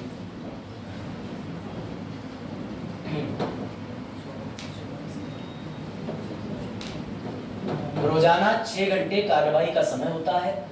शीतकालीन सत्र के दौरान 90 घंटे मात्र संसद चली। हर घंटे 1.44 करोड़ रुपए खर्च होते हैं। 1 घंटे संसद चलने की लागत 1.6 करोड़ रुपए आती है। अब आप देख लीजिए, और इसमें क्या विचार करते हैं? किसान बिल लाए कि नहीं लाए, नीट परीक्षा हो कि नहीं हो। अरे तुम्हें नहीं पता नीट परीक्षा हो कि नहीं हो? तुम्हें नहीं पता किसान बिल अलोकतांत्रिक है? तुमने किसान बिल बनाने से पहले किसानों से डिस्कस करा? किसी भी संगठन को बुला के बैठा ला? कभी नहीं बैठा। चलो आगे बढ़ो। और कहां कैसे आता है खर्च? तो ये देख लो, सांसदों के वेतन के लिए खर्चा होता है। सत्र के दौरान, फ्लाइट से आने जाने के दौरान 35-36 यात्राएं फ्री होती हैं हवाई जहाज की। ये लो, ये देखो, एक रिपोर्ट के अनुसार 29 जनवरी से 9 फरवरी, 5 मार्च, 6 अप्रैल तक 2 चरणों में चले बजट सत्र में 190 करोड़ से ज्यादा रुपए खर्च हो गए। अब भारत का इतना बजट होता है, उसे बनाने के दौरान, उसकी मीटिंग के दौरान भी खर्चा है। यानी प्रति मिनट संसद की कार्यवाही पर 3 लाख रुपए से ज्यादा खर्चा आया। मैंने तो 2.5 लिखवाया, लमसम 3 लाख तक भी आया गया है कभी। संसदीय आंकड़ों की बात करें तो 2016 के शीतकालीन सत्र के दौरान 92 घंटे व्यवधान की वजह से बर्बाद हो गए। इस दौरान 144 करोड़ रुपए का नुकसान हुआ, देख लो, यानी कि प्रति माह 12 करोड़ रुपए का नुकसान अगर आज की डेट में जोड़ें, जिसमें 138 करोड़ संसद चलाने पर और 6 करोड़ संसदों के वेतन, भत्ते और घर पर खर्च होते हैं। जबकि देश के अंदर ऐसे भी व्यक्ति हुए, लाल बहादुर शास्त्री, जिनका हटा हुआ कुर्ता था, जो अपनी माताजी को ये नहीं बताते थे कि मैं ये मंत्री हूँ, तो ऐसे भी देश के अंदर लोग रहे और ऐसे भी। तो गवर्नेंस का मतलब ही यही है कि आप वास्तविक शासन को पहचानें। इस विषय के बारे में सिलेबस जारी रखिए और लिखिए सिलेबस। आपको क्या लग रहा है सिलेबस खत्म हो गया या अंतिम चरण है और इसके बाद सिलेबस के बारे में कुछ और चर्चा करेंगे? जब तक आप सिलेबस नहीं जान पाए तब तक फायदा ही क्या है। लिखिए, लोक नीति निर्माण एवं कार्यान्वयन, इंग्लिश वाले formulation and implementation of policy. सरकार इसमें इतनी कमजोर है कि उसे गुणवत्ता वाले आईएएस अधिकारी मिल ही नहीं रहे, तो सरकार ने क्या करा, लेटरल एंट्री शुरू कर दी। ये लेटरल एंट्री समझते हो? पेटीएम का मालिक विजय शेखर शर्मा 30-35 साल का एक्सपीरियंस आदमी जो पेटीएम कंपनी को चला रहा है। सरकार का माइक्रो फाइनेंसिंग फेल है, सरकार को ऐसा कुछ पता ही नहीं है कि हम कैसे दुकानों के बाहर एक यूपीआई लगा के पैसा कमा सकते हैं। तो सरकार क्या करेगी, विजय शेखर शर्मा को सरकारी बनाने का प्रयास करेगी, इसलिए एक वैकेंसी निकालेगी। उसमें लिखेगी कि इसमें वो बच्चा नहीं आएगा जो सामान्य प्रीलिम्स, मेंस और इंटरव्यू दे रहा है, इसमें वो आएगा जिसे 20 साल का एक्सपीरियंस है मार्केटिंग सेक्टर में, फाइनेंस सेक्टर में, और उसके लिए मानक तय कर दिए जाएंगे। विजय शेखर शर्मा आराम से सूट बूट पहनेंगे, इंटरव्यू देंगे और मुबारक को सीधे पहुंच जाएंगे उप सचिव, प्रधान सचिव, एडिशनल सचिव, आईटी सेक्रेटरी, फलाना सेक्रेटरी, और वो पद पालेंगे जिसके लिए एक आईएएस अधिकारी 35 साल से जूते घिसना। इसे कहते हैं लेटरल एंट्री। क्यों जोड़ी गई? क्योंकि भारत में लोक नीति निर्माण और उसका इंप्लीमेंटेशन शून्य है, शून्य।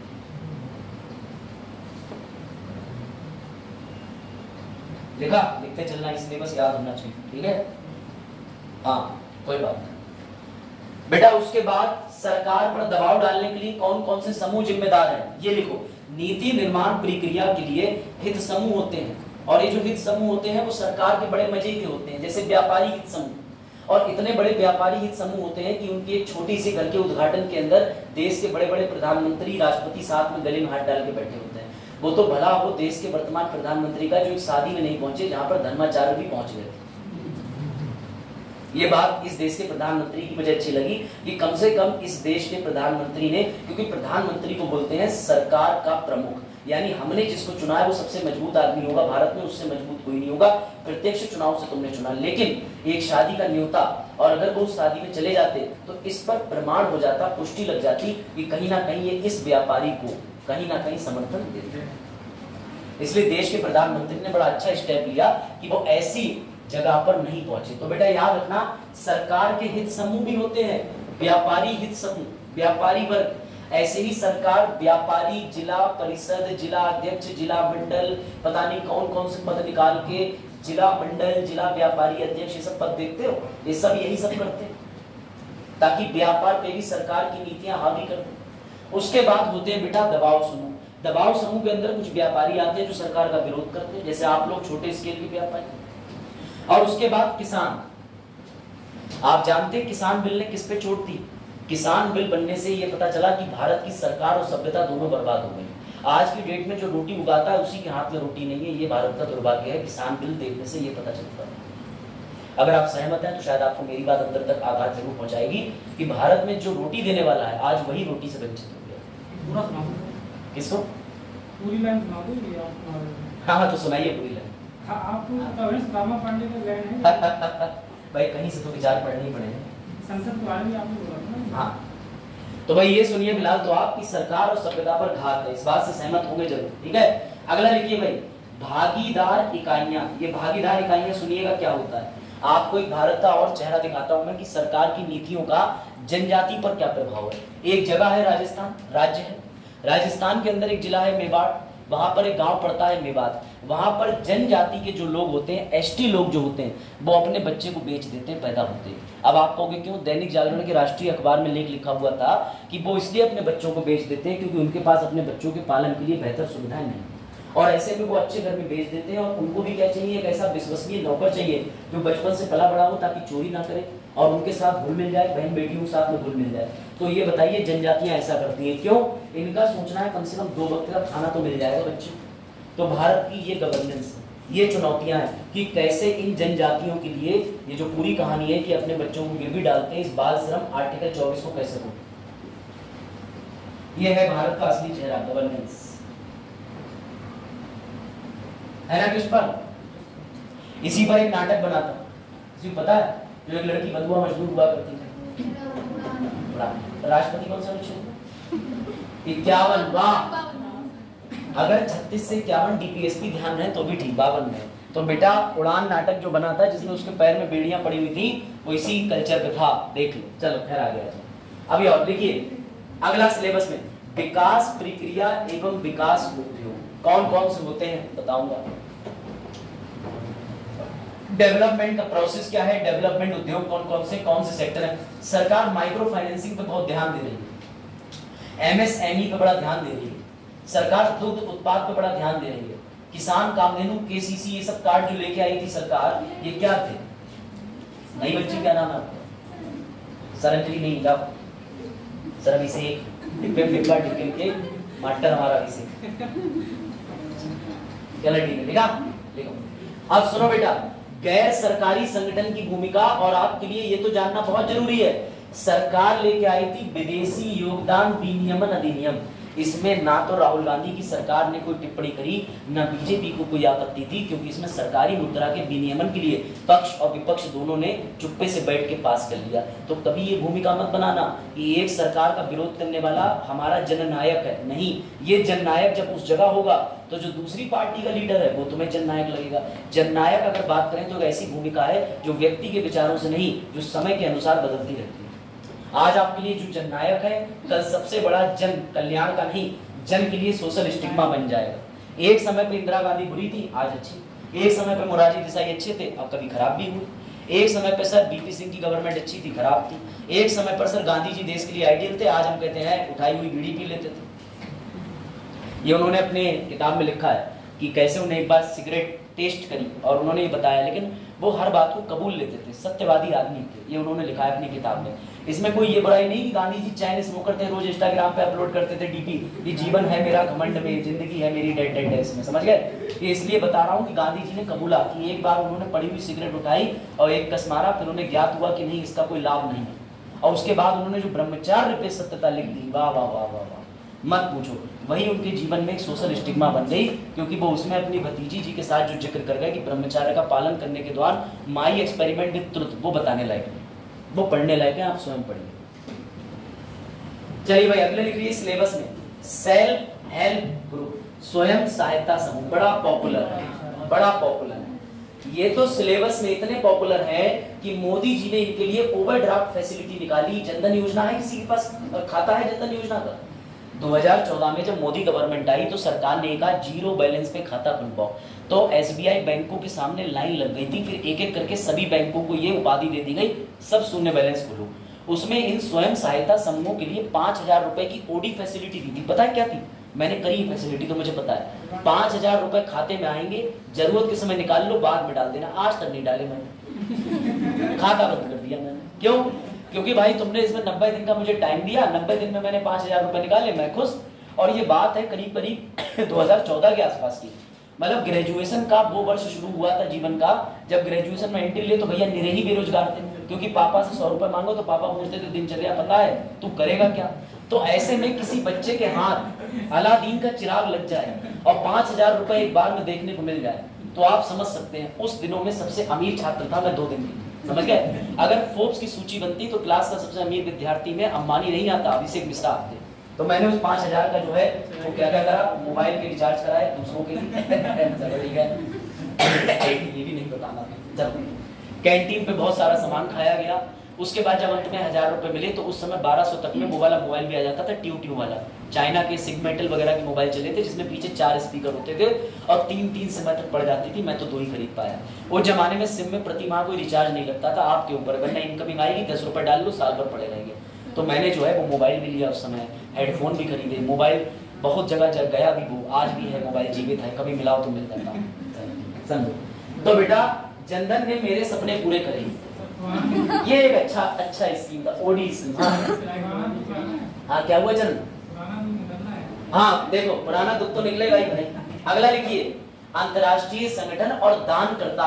यूपीएससी में सवाल आया है, कृष्णपाल तुरंत नाम पे सहमत होंगे। एमनेस्टी ग्लोबल से बड़ी कोई संस्था नहीं है एनजीओ के मामले। एमनेस्टी ग्लोबल यूपीएससी का सवाल आया हुआ है मेंस में। एमनेस्टी ग्लोबल के बारे में विस्तार से बताएं, ये क्या है? ये दानकर्ता है, चैरिटेबल सबसे बड़ा ट्रस्ट है जो मानव अधिकार की बात करता है। खोला एक वकील ने था, वकील साहब खुद ही केस लड़ रहे हैं आजकल। हाँ तो बेटा याद रखिएगा, अंतरराष्ट्रीय संगठन दानकर्ता। अगर आपने ये सिलेबस में ऐड लिख लिया तो बेटा ये नीति निर्माण के अंदर आता है सिलेबस में, यूनिट में। और आगे बढ़े, चलो अभी तक सर इतना सिलेबस था। हाँ ये लो, एमनेस्टी ग्लोबल संस्था लिखिए। अब लिखो तुम्हारा फेवरेट और अंतिम पड़ाव, सिविल सेवकों नहीं, सिविल सेवाओं की भूमिका। सेवकों की नहीं, तुम्हारी औकात नहीं है। सिविल सेवाओं की भूमिका है, सेवकों की नहीं। लिखो, आज के टाइम में एक टैगलाइन चल रही है, examinees are better than examiner.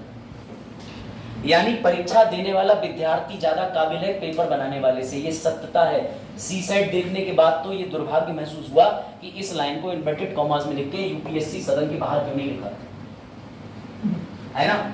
और सबसे बड़ी बात यह है कि आज भी उन्हें अंग्रेजी और हिंदी के शब्दों में दिक्कत होती है। तो तुम पूरे साल भर 100 प्रश्न नहीं बना पाते, और 100 प्रश्न बनाने के बाद तुम प्रीलिम्स की आंसर की ही नहीं दे रहे हो, उनका तथ्यात्मक बोधात्मक उत्तर नहीं दे रहे हो। क्यों? इंटरव्यू के बाद देंगे, ताकि जिस बच्चे का 3 नंबर से प्रीलिम्स में रुक गया वो आगे चल के क्लेम भी ना कर पाए। वो दूसरा एग्जाम का प्रीलिम्स की तैयारी कर रहा हो, कह रहे यार छोड़ो।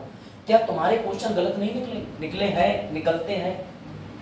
अब पूजा खेतकर के बाद तो भैया जो गलत निकला है वो पता नहीं कहां से निकला।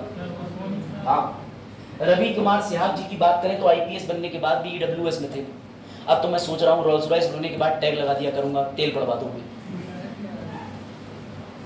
तो आप समझिए, देखिए शासन का असली चेहरा जानने से पहले आपको सिलेबस अच्छे से पता होना चाहिए। कायदे में एक क्लास यूपीएससी के सिलेबस की हर हफ्ते होनी चाहिए, ताकि सिलेबस से जोड़ के बच्चों को एक ज्ञान दिया जाए कि मार्केट में चल क्या रहा है। ठीक है, और ये सिलेबस में कल किसी बच्चे से पूछ भी लूंगा खड़े करके कि बताओ भूमिका क्या है सिविल सेवाओं की। अगर आप नहीं बता पाए तो आप स्वयं उत्तरदायी होंगे। मैं गुड गवर्नेंस पे विश्वास नहीं रखता, बैड सिस्टम और क्लोज सिस्टम पे रखता हूँ। उधर ले जाऊंगा धोपचिन, 2-4 मुक्के दूंगा, हो गया मजाक। चल बेटा लिखिए, इसमें सिविल सेवाओं की भूमिका, चुनौतियां और अनामता, एनोनिमिटी, सबको क्लेम चाहिए। पता है क्या, यहाँ पर जो पुलकित खरे सर थे, डीएम साहब, वो कह के जाते थे कि ये जो इंटरनेट पर आजकल समय पर सोशल मीडिया का जो ये चार्म दिख रहा है कि हमने जरा सी कहीं फीता काट दिया, कहीं किसी का सिनेमा घर का चालान कर दिया, तो काला चश्मा लगा के कोट पैंट पहन के कर रहे हैं चालान करिए इसका, ये सब नहीं होना चाहिए। सिविल सेवाओं का रोल होना चाहिए एनोनिमिटी से। आपको ये पता नहीं चलना चाहिए कि शासन में ये व्यक्ति जिम्मेदार है, क्योंकि पूरा जो वेब फैला हुआ है उसमें सबकी भूमिका होती है। लेकिन अब ये वेब टूट चुका है, लोग आगे आ रहे हैं। मान लो तेज ने कोई एक नया आंदोलन कर दिया उत्तराखंड में, तो तेज क्या करेंगे, सोशल मीडिया पे आके डाल देंगे मैंने करा, मैंने, मेरी पूजा करो, मेरी लाइक बढ़ाओ, इसमें लाइक, पर पता चल रहा है जनता रिपोर्ट कर दे रही है। अगला देखिए, संवैधानिक safeguard, constitutional safeguard, constitutional safeguard लिखिए जरा। अगला, सिविल सर्विसेज सक्रियता, एक्टिविज्म लिखिए, सब लिखिए। सिलेबस है, जब तक सिलेबस टेस्ट पे चिपकवा नहीं दूंगा तब तक गवर्नेंस नहीं पढ़ाऊंगा। गवर्नेंस पढ़ने के लिए बहुत कुछ आपको जानना जरूरी है। कल को कोई आ जाएगा यहाँ पर टोपी लगा के, तो आप कह दोगे हमें नहीं पता। टोपी लगाने से अर्थ है कि कोई आ जाएगा यहाँ पर अनजान, एनोनिमिटी की बात कर रहा हूँ। हाँ, ई गवर्नेंस मैंने बता दिया। ई गवर्नेंस की स्टार्टिंग में क्या होता है, आरटीआई कैसे, गवर्नेंस क्या है, कौन से अधिकार है, कैसे संसद से लेकर हर चीज की गवर्नेंस हो रही है। लेकिन उसको विस्तार चर्चा भी होगी, सिर्फ वो। अरे बिल्कुल बिल्कुल, ई गवर्नेंस को पूरा पढ़ेगा। हाँ, अरे हम हर चीज सही सही पढ़ाते हैं, जो नहीं सही से पढ़ाते हैं वो चले गए। चलो भाई, सेकंड एआरसी 15 रिपोर्ट आई है अब तक सेकंड एआरसी की, 11वां और 12वां। इसमें से 11वीं ई गवर्नेंस पे जिसकी कृष्णपाल बात कर रहे हैं, और मैं आपको ये गारंटी देता हूँ ई गवर्नेंस में मुझसे ज्यादा कोई नहीं जानता हो, because I have work 2 months with the parliamentary committee of India. तो मैं आपको ई गवर्नेंस से ये बताऊंगा चीजें जो यूपीएससी के लिहाज से अनिवार्य है। हमारी कोचिंग के अंदर जो फैकल्टी थी वो भी पार्लियामेंट्री कमेटी के बारे में रिसर्च पेपर पब्लिश करते थे, उनसे बहुत अच्छी बातचीत होती। चिंता मत कीजिए, आपको कुछ इसमें नया सीखने का मौका मिलेगा। ठीक है, और अभी तो मैं आपको उत्तर प्रदेश के 8 लाख रुपए के इन्फ्लुएंसर्स की नीति को सीधे इसमें जोड़ के दिखाऊंगा जो 5 दिन पहले आई है, ताकि आपको पता चले कि गवर्नेंस कितना अप टू डेट टॉपिक है। मजा आएगा। समझिए, ये हो गया सिलेबस खत्म, अब टेंशन की बात नहीं है। मुबारक हो, आप इस सिलेबस को खत्म कर गए। अब यहां पर लिख लीजिए कि गवर्नेंस का अर्थ क्या होता है, डालिए है। चलो अब लिखिए, हमारा टॉपिक शुरू होता है। लिखिए, आशा करता हूं कि सिलेबस आपको याद रहेगा। लिखिए,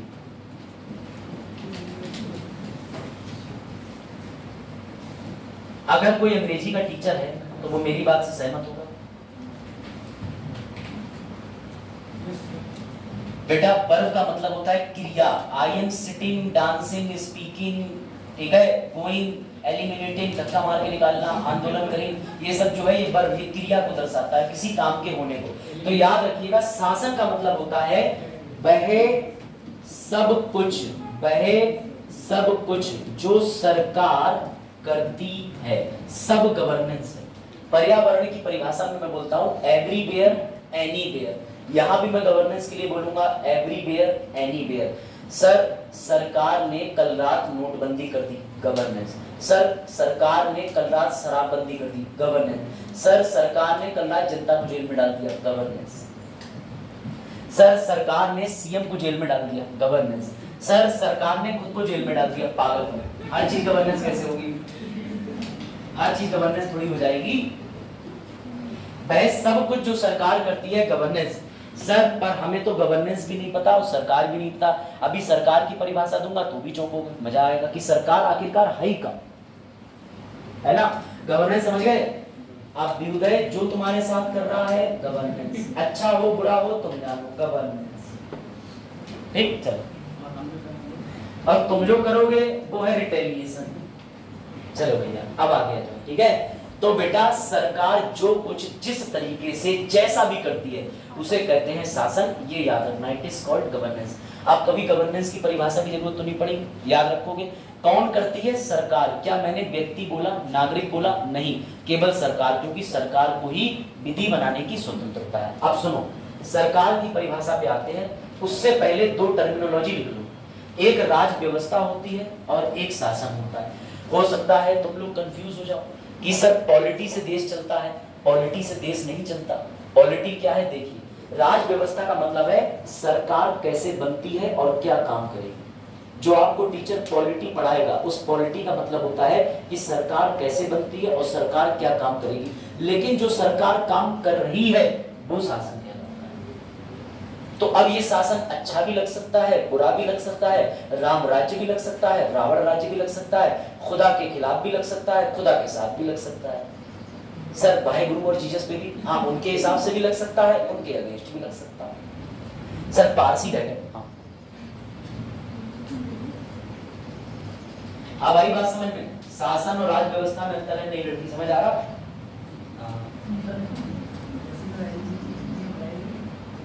हाँ ये राज व्यवस्था में तर्क है, लेकिन आएगा शासन। चलो बढ़े आगे। तो बेटा याद रखना सरकार कैसे बनती है। सर एक चीज और यहीं पे बता दो सर, तो फिर हमारा संविधान क्या करता है? तीनों में अंतर समझ लीजिए। हमारा संविधान क्या करता है? तो सुनो, संविधान कुछ नहीं है, सासे संविधान सासे सिद्धांत। ये सिद्धांत लिखा हुआ है कि राष्ट्रपति इस देश में होगा, आर्टिकल 52 में प्रिंसिपल लिखा है। मौलिक अधिकार देश में होंगे, 12 से 35 में लिखे हैं संविधान में, और इसी में लिखा है कि सरकार कौन से अनुच्छेद से कौन से अनुच्छेद तक रहेगी। लेकिन सरकार को पूरी व्यवस्था को कहते हैं राज व्यवस्था, और जो ये कार्य करती है उसे क्या कहते हैं? शासन। अब आई बात समझ में? थोड़ा कनेक्शन है। देखो इसमें इंटेलेक्चुअल लेवल की बातें हैं। अगर आप सरकार को नहीं जानते, एनसीईआरटी नहीं पढ़े, टेंशन मत लेना, लेकिन क्लास में 1.5 घंटे ये सोच के बैठना कि तुम्हारा भैया 1.5 ग्राम सोना कहीं पड़ा हुआ है, नजर ऐसे हुई उड़ गया था, समझ गए? अब कोयला भी हो सकता है वो किसी किसी क्लास में। चलो अब आ जाओगे, लिख लिया। एक चीज और, राज्य व्यवस्था कैसे होती है? एक ढांचा होता है, स्ट्रक्चर होती है, लेकिन शासन का ढांचा नहीं होता। कैसे? आज मोदी जी आए टीवी पर और बोल गए कल से हमारे भाइयों बहनों को 5 किलो राशन मुफ्त मिलेगा। सर कोई ढांचा, कुछ नहीं पता। कहीं के सीएम बांट रहे हैं, कहीं के वार्ड मेंबर बांट रहे हैं, कहीं खुद बांट ले रहे हैं, कहीं लोग उस राशन को भी बेच दे रहे हैं, कहीं वो राशन पहुंच नहीं पा रहा है, कहीं केवाईसी नहीं हुई है, कहीं अंगूठा नहीं लग रहा है, कहीं प्रधान जी सीधे कह रहे हैं मैं क्या खाऊं। तो बेटा याद रखना, राज व्यवस्था तो ढांचे के अनुसार है कि संसद है, लोक व्यवस्था है, राष्ट्रपति है, प्रधानमंत्री है, राज्यपाल है, राज्य का विधानमंडल है, महान्यायवादी है, लेकिन शासन स्ट्रक्चर्ड नहीं है। शासन का मतलब होता है कि सरकार की गुणवत्ता, कितना अच्छा काम करा, कितना खराब काम करा, ये सरकार की मापक प्रणाली है। नमस्कार सर, एसएससी वालों पढ़ो जाएगा सर से कहते हैं कैसे और सर जी दावत होता है चलो फिर आ जाए शाम को चलो सर बोल देना मेन्यू दावत करके निकाल सर मैं टैग करूंगा आपको आज, ठीक है। तो देखा बच्चों, एसएससी यूपीएससी पीछे भाई, इससे आपने सर हमें गुणवत्ता का एक नया मापक दिखाया। जब बच्चे पहिया पहिया जाते थे कहते अच्छी और पीछे जाके खुद कह रहे अरे एसएससी दावत। देखा बेटा तुमने, तो बीजेपी एंड कांग्रेस भैया बहनी, चलो आप समझ गए, अब आ जाओ इधर। तो सर अब हम क्या समझेंगे, सवाल देखो यूपीएससी में कैसे आते हैं, लिखने की चेष्टा ना करना। शासन और आंतरिक सुरक्षा बताओ कैसे एक दूसरे से भिन्न है, कैसे सरकार कैसे क्या कर रही है, सरकार और सामाजिक, शासन और सामाजिक न्याय बताओ। आज का जो प्रश्न का लेवल है वो इतना बढ़िया लेवल हो चुका है, इसलिए शब्दों के अर्थ जानना बहुत जरूरी है। शासन और वैश्वीकरण, शासन का वैश्वीकरण पे प्रभाव बताओ कि तुम्हारे यहाँ जो सरकार है, प्राइम मिनिस्टर जो कर रहा है, उसका अंतर्राष्ट्रीय स्तर पर क्या प्रभाव पड़ रहा है। अगर मोदी जी सबसे पहले अपना पद ग्रहण करने के बाद रूस गए तो इसका वैश्विक चीज पर क्या प्रभाव है। उसके बाद यूक्रेन भी पहुंच गए, फिर दोनों से बोल दिया बाहर रुकवा देंगे, और दोनों कह रहे रुकवा दो, एक कह रहा कतई नहीं रोकेंगे। तो देखो क्या होता है, समझो। अब आ जाओ आज की शब्दावली में, ये 3 शब्द मैं आप पे छोड़ता हूं, मुझे आप बताएंगे ये राज्य क्या है, सरकार क्या है, शासन क्या है। क्योंकि आज के लेक्चर में बताया यही गया है कि इंट्रोडक्शन और एस्पेक्ट बताना है। तो मुझे लगता है तुम सिलेबस तो नहीं भूल पाओगे। अगर तुम्हें 50% भी याद रह गया तो जन कल्याण की भूमिका में लोकनायक बन गया मैं। हाँ भाई बताओ, राज्य की परिभाषा दे, सभी की भागीदारी सुनिश्चित करे। बताओ, भले ही गलत उत्तर दो सर, राज्य मतलब राम या डंडा आधा चाहिए। हाँ मतलब एक निश्चित क्षेत्र जहाँ पे क्या कहते हैं शासन देने वाली व्यवस्था होगी उसको। Very good very good. Abhay का उत्तर काफी सराहनीय है। हाँ सभी लोग उत्तर दें। धर्मेंद्र राजपूत आप भी, आपसे तो अपेक्षित है। राज्य सुनो, राज्य इन्होंने बताया, क्या बताया सर, एक क्षेत्र क्या होगा, निश्चित क्षेत्र। ठीक है बेटा, कौन आ गया, एसएससी।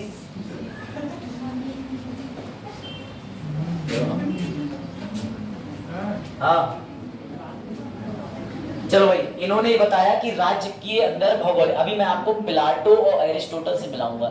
आपको पता होगा ना, एरिस्टोटल के गुरुजी प्लाटो, प्लाटो के गुरुजी सुकरात, और सुकरात के गुरुजी जो है वेद। और कुछ नहीं था, वेद ही पढ़ के सीखे थे हम, आज बिल्कुल ये सिद्ध कर देंगे। उन्होंने तो आबादी की जनसंख्या भी दी कि 5504 लोग माने पॉपुलेशन। अरे तुम्हारे थे इतने, भारत तो आते इतने, तो हमारे घर में निकल आते। चलो भाई, राज्य का मतलब अभय ने एक कंपोनेंट पूरा कर लिया, मैं सहमत हूं, ये इसकी परिभाषा के तहत आता है। हमारा भारत एक राज्य है क्योंकि हम 32,84,287 या 263 स्क्वायर किलोमीटर पे बैठे हुए हैं, जिसमें भारत 2.4% की भूमि लेता है। ज्योग्राफी का डेमो हो गया, देखो राज्य की 4 एस्पेक्ट होती है। गुड। हाँ अब इस एक मिनट की बात बताइए। अरे वाह, गार्नर का नाम ले दिया आपने, मेरा फेवरेट है। और बिल्कुल सही नहीं पाया। अरे वाह, very good very good, clap करो भाई लड़की के लिए। इस बात मैं सहमत हूँ, बिल्कुल सही उत्तर दिया बच्ची ने। आप बताइए, बिल्कुल सही बोला, आज प्रिंसिपल ने कहा बिल्कुल सही बोला। ठीक समझ लो, आइडियलिस्टिक विन विन सिचुएशन। चलो कल भी सही बोल रही, ले कल भी सही बोल रही, परसों भी सही बोल रही। चलो देखो इधर, चलो ये चरण और स्मित, अरे दोनों सरनेम बदलने पड़े। देखो इधर, भौगोलिक क्षेत्र है, बच्ची ने बिल्कुल ठीक बताया, यहाँ रहती है जनसंख्या। अब अगर मैं इन दोनों चीजों की बात करूं तो ये राज्य का हिस्सा है। तीसरी चीज बिटिया ने बिल्कुल सही बताई, संप्रभुता। और चौथी चीज बिटिया ने बिल्कुल सही बताई, सरकार। अब तुम्हें एक मजे की बात बताऊं, मजे की बात, गांधी जी के आने से पहले तुम्हें बैल नहीं पता था कि क्या होता है। बैल को हिंदी में क्या कहते हैं? हाँ, बैल को हिंदी में क्या कहते हैं? कौन क्लास में बैल को सांड कह रहा है? अरे भैया, बैल मतलब बैल, यहाँ पर BLL की बात हो रही, मैं ही बोल देता हूँ। मैं घंटा सुनना चाह रहा था, टन रिंग बैल, बैल माने हम सांड। भगवान करे तुम्हारी इनोसेंट बुद्धि को नजर ना लगे किसी की। ईश्वर भी बनाते समय कह रहा होगा क्या बन गया ये, अब तो डिलीट भी नहीं हो रहा, अंडू भी नहीं हो रहा, Ctrl+Z भी नहीं काम कर रहा। चलो अच्छा, कोई बात नहीं, रोस्ट भी जरूरी था, है ना। अब जो बच्चे नींद में जाग रहे थे, गरिमा को जो बात समझ आया, गरिमा कही है मम्मी मोटी बंद कर दो। चलो भैया देखो, तो याद रखना राज्य की परिभाषा। गांधी इतने बुद्धिमान थे, गांधी के आने से पहले पता है तुम क्या थे? तुम भौगोलिक क्षेत्र थे, जनसंख्या थे, तुम्हारे यहाँ अंग्रेजी सरकार भी थी, लेकिन तुम लोग क्या नहीं थे? राज्य की परिभाषा से अगर संप्रभु निकाल दिया जाए, अब मैं आपको अच्छे समझाता हूँ इस चीज को, क्योंकि ये कंसेप्चुअल है और क्वेश्चन बनता है इस पे, समझ लीजिएगा।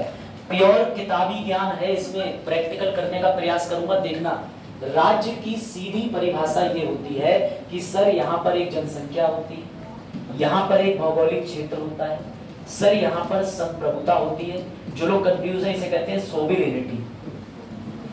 उसके अलावा सर गवर्नमेंट होती है यहाँ पर, जिसे प्यार से कहते हैं सरकार। आपका जो भारत है, भारत भारत भारत भारत एक समाज था, भारत कभी राज्य था ही नहीं। क्यों? क्योंकि ये परिभाषा है कि राज्य में से संप्रभुता डिलीट कर दो तो वो सिर्फ समाज रह जाता है। गांधी जी ने आने के बाद ये कहा कि इस समाज को स्वतंत्र बनाने से पहले संप्रभुता दिलानी पड़ेगी। मैं तुम्हें गांधी जी का डायग्राम दिखाता हूँ, मजा आ जाएगा। क्या करूं, तुम्हारा दुर्भाग्य है कि 1600 से नहीं शुरू हुआ, और जो बच्ची ने बोला वो बिल्कुल ठीक बोला, ये नहीं परिभाषा। ठीक है, बस एक चीज दिखा दूं, ये देखो।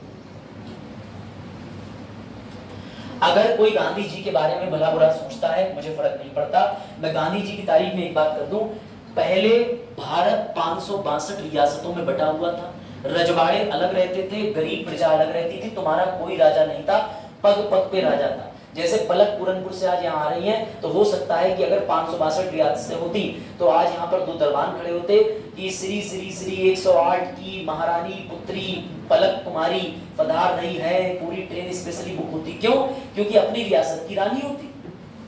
पता चला कि कृष्णपाल आ रहे हैं, श्री श्री श्री सेनापति कृष्णपाल, ठीक है, बंसावली उखाड़ फेंकने वाले, शासन अनुशासन पर आंदोलनों पर प्रश्न चिन्ह लगाने वाले, ठीक है, साथ ही तर्क वितर्क देने वाली कुमारी भानुमती लांसी देवी पधार रही है। अब लांसी ऐसे तर्क दे रही है कि बिल्कुल सोचिए, तो आप अपनी अपनी रियासतों के रजवाड़े थे।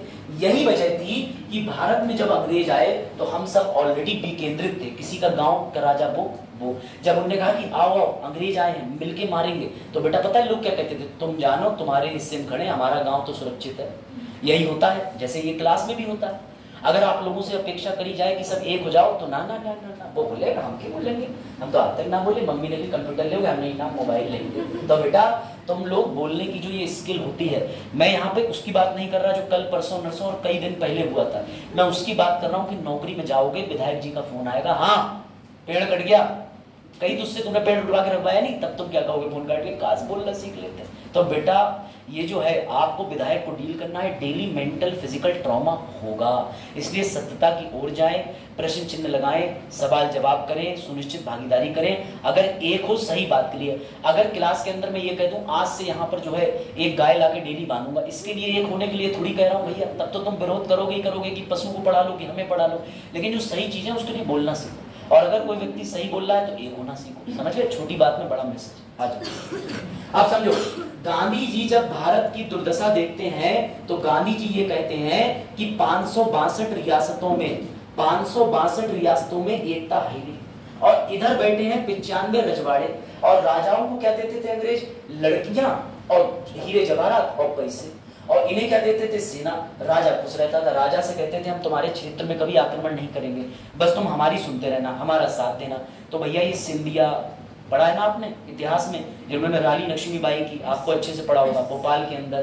तो ये जितने भी रजवाड़े थे, ये सब भारत की आजादी में कलंक है। अब सुनना, गांधी जी बोले अभिषेक हमारे पास कॉलोनी है, कॉलोनी का मतलब राज्य अलग है, रियासतें अलग है, सबसे पहले मैं इन दोनों को जोड़ के क्या बनाऊंगा, फेडरेशन, संघ बनाऊंगा। ये फेडरेशन बनाने के बाद मैं बनाऊंगा अधिपत्य या अधिराज्य, डोमिनियन। जब हम डोमिनियन बन जाएंगे तब हम क्या बनेंगे, और इसके बाद क्या कहलाएंगे, आजाद। तो बेटा वापस आ जाता हूं। अब अगर आपने 1600 कंपनी आदमी पढ़ा होता तो बेहतर समझते, कोई बात नहीं। इसी पहले परिभाषा लिखी हुई है। राज्य का सीधा मतलब होता है, आज की डेट में हम इंडिया क्यों है, क्योंकि हमारे पास संप्रभुता है। संप्रभुता का मतलब अपने फैसले स्वयं लेने की पावर, हमारे पास एक सरकार है जो फैसले खुद लेती है। अगर सरकार गई तो तुम आज भी पता क्या बन जाओगे, समाज। समाज, संप्रभुता खत्म, तुम बन गए समाज। ये बात आई समझ में, ये ध्यान रखना। किसने ये बात बोली है, तो भैया निकोलो मैकियावेली ने। क्या बोली है कि स्टेट में चार क्या आते हैं, तथ्य आते हैं, फैक्ट आते हैं, भौगोलिक क्षेत्र, संप्रभुता, सरकार, जनसंख्या। अगर संप्रभुता चली गई, मैं फिर लिख दे रहा हूं, लिख लो ध्यान से, अगर संप्रभुता गई तो तुम क्या कहलाओगे, समाज। यानी कि एक बड़ा अच्छी परिभाषा निकल के आती है कि समाज प्लस संप्रभुता इक्वल राज्य।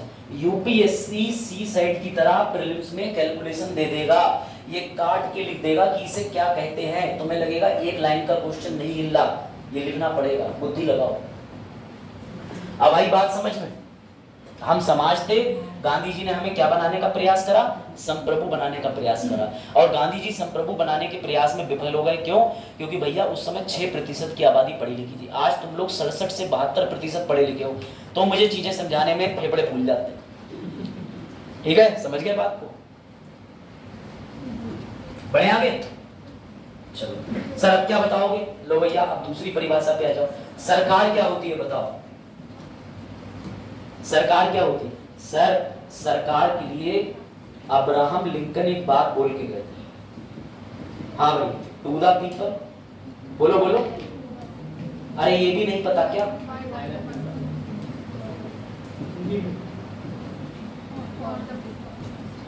ठीक है, इधर लिखना है के लिए, हाँ के द्वारा,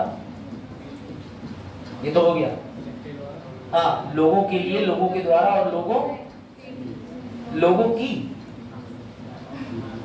ठीक है, ये वो फॉर द पीपल, भाई लोगों के लिए हो गया, लोगों के टू द पीपल हो गया, लोगों के लिए, लोगों के द्वारा, और लोगों का।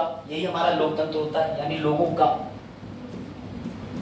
ठीक, अब ये बात किसने कही थी, सरकार ने। लेकिन सुनो, ये सरकार की परिभाषा नहीं है। सरकार की परिभाषा क्या है, सरकार की परिभाषा लिख लीजिए। सरकार की परिभाषा दी थी मॉन्टेस्क्यू ने, हाँ मॉन्टेस्क्यू ने। ये सरकार की परिभाषा दी थी कि सरकार का मतलब होता है कार्यपालिका, विधायिका, न्यायपालिका। लिख लीजिए, ये मॉन्टेस्क्यू ने बोला, भारतीय संविधान में आर्टिकल 12 और 36 में पढ़ लेते, सेम चीज। ये भी दिया था, मॉन्टेस्क्यू नहीं दिया था। इसके अलावा ए बी डाइस ने बताया था कि इनमें किसकी सुप्रीमेसी रहेगी। देखो सरकार, बेटा सवाल आया है, अभी दिखा रहा हूं कि सीमित सरकार किसे कहते हैं। ना मानो तो गूगल कर लो, लिमिटेड गवर्नमेंट किसे कहते हैं, प्रश्न आया है यूपीएससी में। फिर वहां पर आप ब्लैंक हो जाओगे। एक पेंटिंग दिखाई बच्चे ने खाली, बोले इसमें क्या बनाया था, बोले सर घास और गाय। तो बोले दोनों नहीं दिख रहे, बोले घास जो है वो गाय खा गई, बोले गाय कहाँ है, बोले चली गई। तो वैसे तुम हो जाओगे पेपर में ब्लैंक। हाँ लिखो, नहीं अच्छी बुक लिखो, पुरानी वाली बेटा तुम भी लिखो। नहीं है आज, चार वो घर पर गमला बना लिया, लिखा। अब सुनो, सरकार की एक और परिभाषा लिख लो, सुनो। सरकार एक संस्था है जो कानून या विधि, लिख लो, की प्रक्रिया, निर्माण एवं लागू को कहते हैं क्रियान्वयन करती है। क्या भारत में सरकार है? क्या भारत में गवर्नमेंट है कि नहीं? एसएससी। क्या भारत में सरकार है कि नहीं? तीनों काम करती है कि नहीं? सरकार है भारत। लिखो लिखो, यही परिभाषा लिखो सरकार की। और क्या लिखो? हाँ भाई लिखी? चलो लिखी ली होगी, मुझे क्या पता। चलो अब शासन जो भी ये सरकार करती है वो शासन, बात खत्म हो गई। तो सर इससे आप बताना क्या चाह रहे हैं? आओ अब मैं तुम्हें बताता हूं कि मैं बताना क्या चाह रहा था। इंट्रोडक्शन खत्म, ये देख लीजिएगा। भौगोलिक क्षेत्र, संप्रभुता, संप्रभुता खत्म, कहलाएगा समाज, समाज प्लस संप्रभुता इक्वल राज्य, ये राज्य की परिभाषा है। आ जाओ। संप्रभुता जो सर्वोच्च होती है, बात खत्म हो गई। भारत को आजादी मिली, गांधी जी का नक्शा देख लिया तुमने, सब कुछ खत्म करो। अब लिख लीजिए, दो तरीके के राज्य होते हैं, दो तरीके के सरकार के उद्देश्य होते हैं। क्या होते हैं? पुलिस राज्य, कल्याणकारी राज्य। लिखो, वेलफेयर स्टेट, पुलिस स्टेट। अब तुम कहोगे अपनी वाली पुलिस, वर्दी वाली, हाँ जरा लिखो तो। देखो, सरकार के उद्देश्य होते हैं बेटा जो राज्य के उद्देश्य की पूरी करे। कैसे उद्देश्य होते हैं? दो तरीके के उद्देश्य हैं, या तो पुलिस राज्य बनाना या कल्याणकारी राज्य बनाना। अब ये चीज नहीं है सर, पुलिस राज्य तो हमने सोचा ही नहीं था, हमें तो हैदराबाद का ऑपरेशन पोलो याद आ गया। ये कंसेप्चुअल है, मैं पहले ही बता दे रहा हूं, इसमें डिबेट डिस्कशन है, इसमें ज्यादा कुछ नहीं है। सरकार को वास्तविकता में देखना।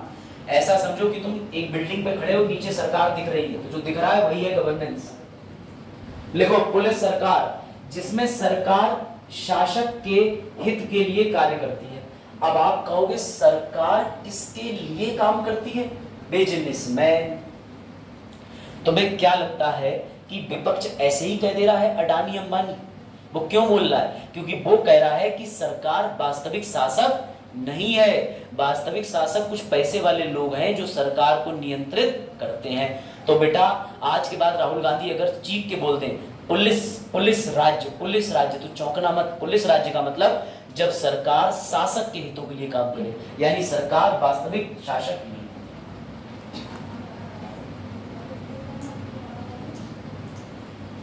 एक तो ये मोबाइल फोन की वजह से तुम लोगों को दिखता ही नहीं होगा, निकट दृष्टि दोष और एवं दूर दृष्टि दोष दोनों हो गए होंगे। चलो कोई नहीं, इसको ठीक किया जाएगा। ऐसा सीन देख लेंगे क्या?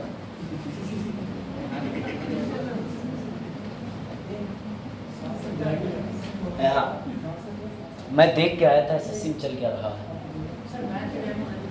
है मैथ का। जैसा ये बात तो सही है, सारे डेमो दे दो मुझे और उसके बाद चिट्ठी लिख दो। चलो देखो बेटा, लिखो कल्याणकारी राज्य। तो भारत कल्याणकारी राज्य है। ये द्वितीय विश्व युद्ध के बाद अवधारणा आई थी कि जनता के कल्याण के लिए, और इसको जन्म कब मिला था? वेलफेयर स्टेट को जन्म मिला सेकेंड वर्ल्ड वॉर के बाद में, क्योंकि सारे देश बचे ही नहीं। तो कुछ जो बड़े बड़े देश थे जिनने कहा अब तो हमें सब टिपे आएंगे, क्योंकि देश तो हम ही ने बर्बाद करें। एक तरफ ध्रुव राज्य, एक तरफ मित्र राज्य, एलाइड एक्सेस पावर। तो ये लोग आपस में बैठ गए चुपचाप से और क्या बोले, ऐसा करते हैं इनके फायदे की बात कर लेते हैं और एक बना देते हैं संस्था जिसका नाम होगा संयुक्त राष्ट्र। और तुम कितने खुश हो कि हमारे पास 193 देशों का संयुक्त राष्ट्र है। चोरों की बड़ी संस्था संयुक्त राष्ट्र।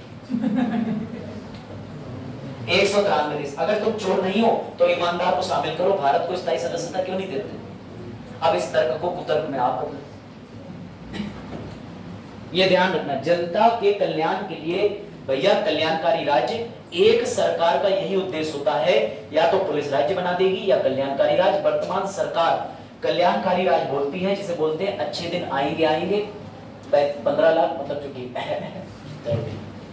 ठीक है। और सुनो, एलाइट को हिंदी में कहते हैं जिसके लिए काम करते हैं अभिजात्य वर्ग। लिख लो, हिंदी का कठिन शब्द है, एलाइट क्लास को बोलते हैं अभिजात्य वर्ग। हाँ, इलीट क्लास। लिख लिया? हाँ चलो, आवाज तो आई भैया। लिखो, ठीक है। सरकार हो गया, कोई टेंशन की बात नहीं है। अब आएगा मजा। लिखो, सरकार कितने प्रकार की होती है? लिखो लिखो लिखो। लोकतांत्रिक, लोक कल्याणकारी, संवैधानिक, संसदीय, निरंकुश मेरा फेवरेट, अध्यक्षतात्मक जिसे कहते हैं प्रेसिडेंशियल। निरंकुश मतलब एक ही व्यक्ति की सरकार, मोनार्की और साथ में नौकरशाही सरकार जिसका प्रचलन बढ़ गया है। बेटा मेंस कोई ऐसे ही नहीं छूटा, गवर्नेंस प्योर मेंस का है। इसलिए तुम्हें यहाँ पर विचारात्मक टिप्पणियां मेरी अलग दिखेंगी, पढ़ाने के लेवल में अलग परिवर्तन आएगा, शब्दावली पे विशेष बल दिया जाएगा। है सर, लग तो ऐसे ही रहो। माइक सर नहीं दिख रहा है।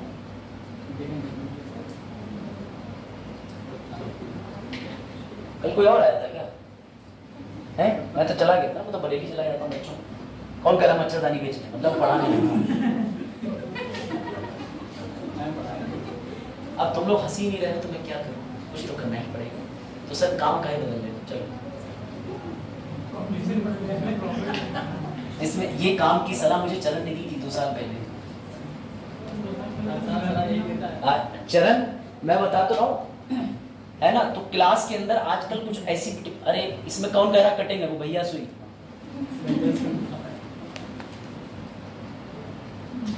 देखो मैं कोई भी चीज जो है यहाँ पर आपको क्लास में बताता हूँ पढ़ाई से संबंधित, उसको अवश्य नोट किया करें।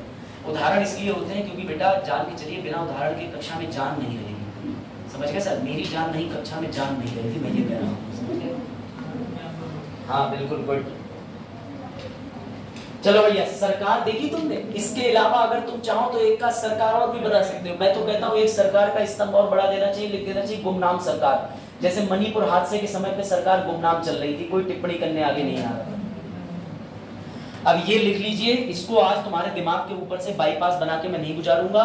कल जब हम आएंगे तो गवर्नेंस के और पहलुओं पे चर्चा करेंगे, तो मैं इन प्रकार की सरकारों पर आपको एक एक टिप्पणी अपनी जरूर करूंगा एवं इनके बारे में जरूर बताऊंगा।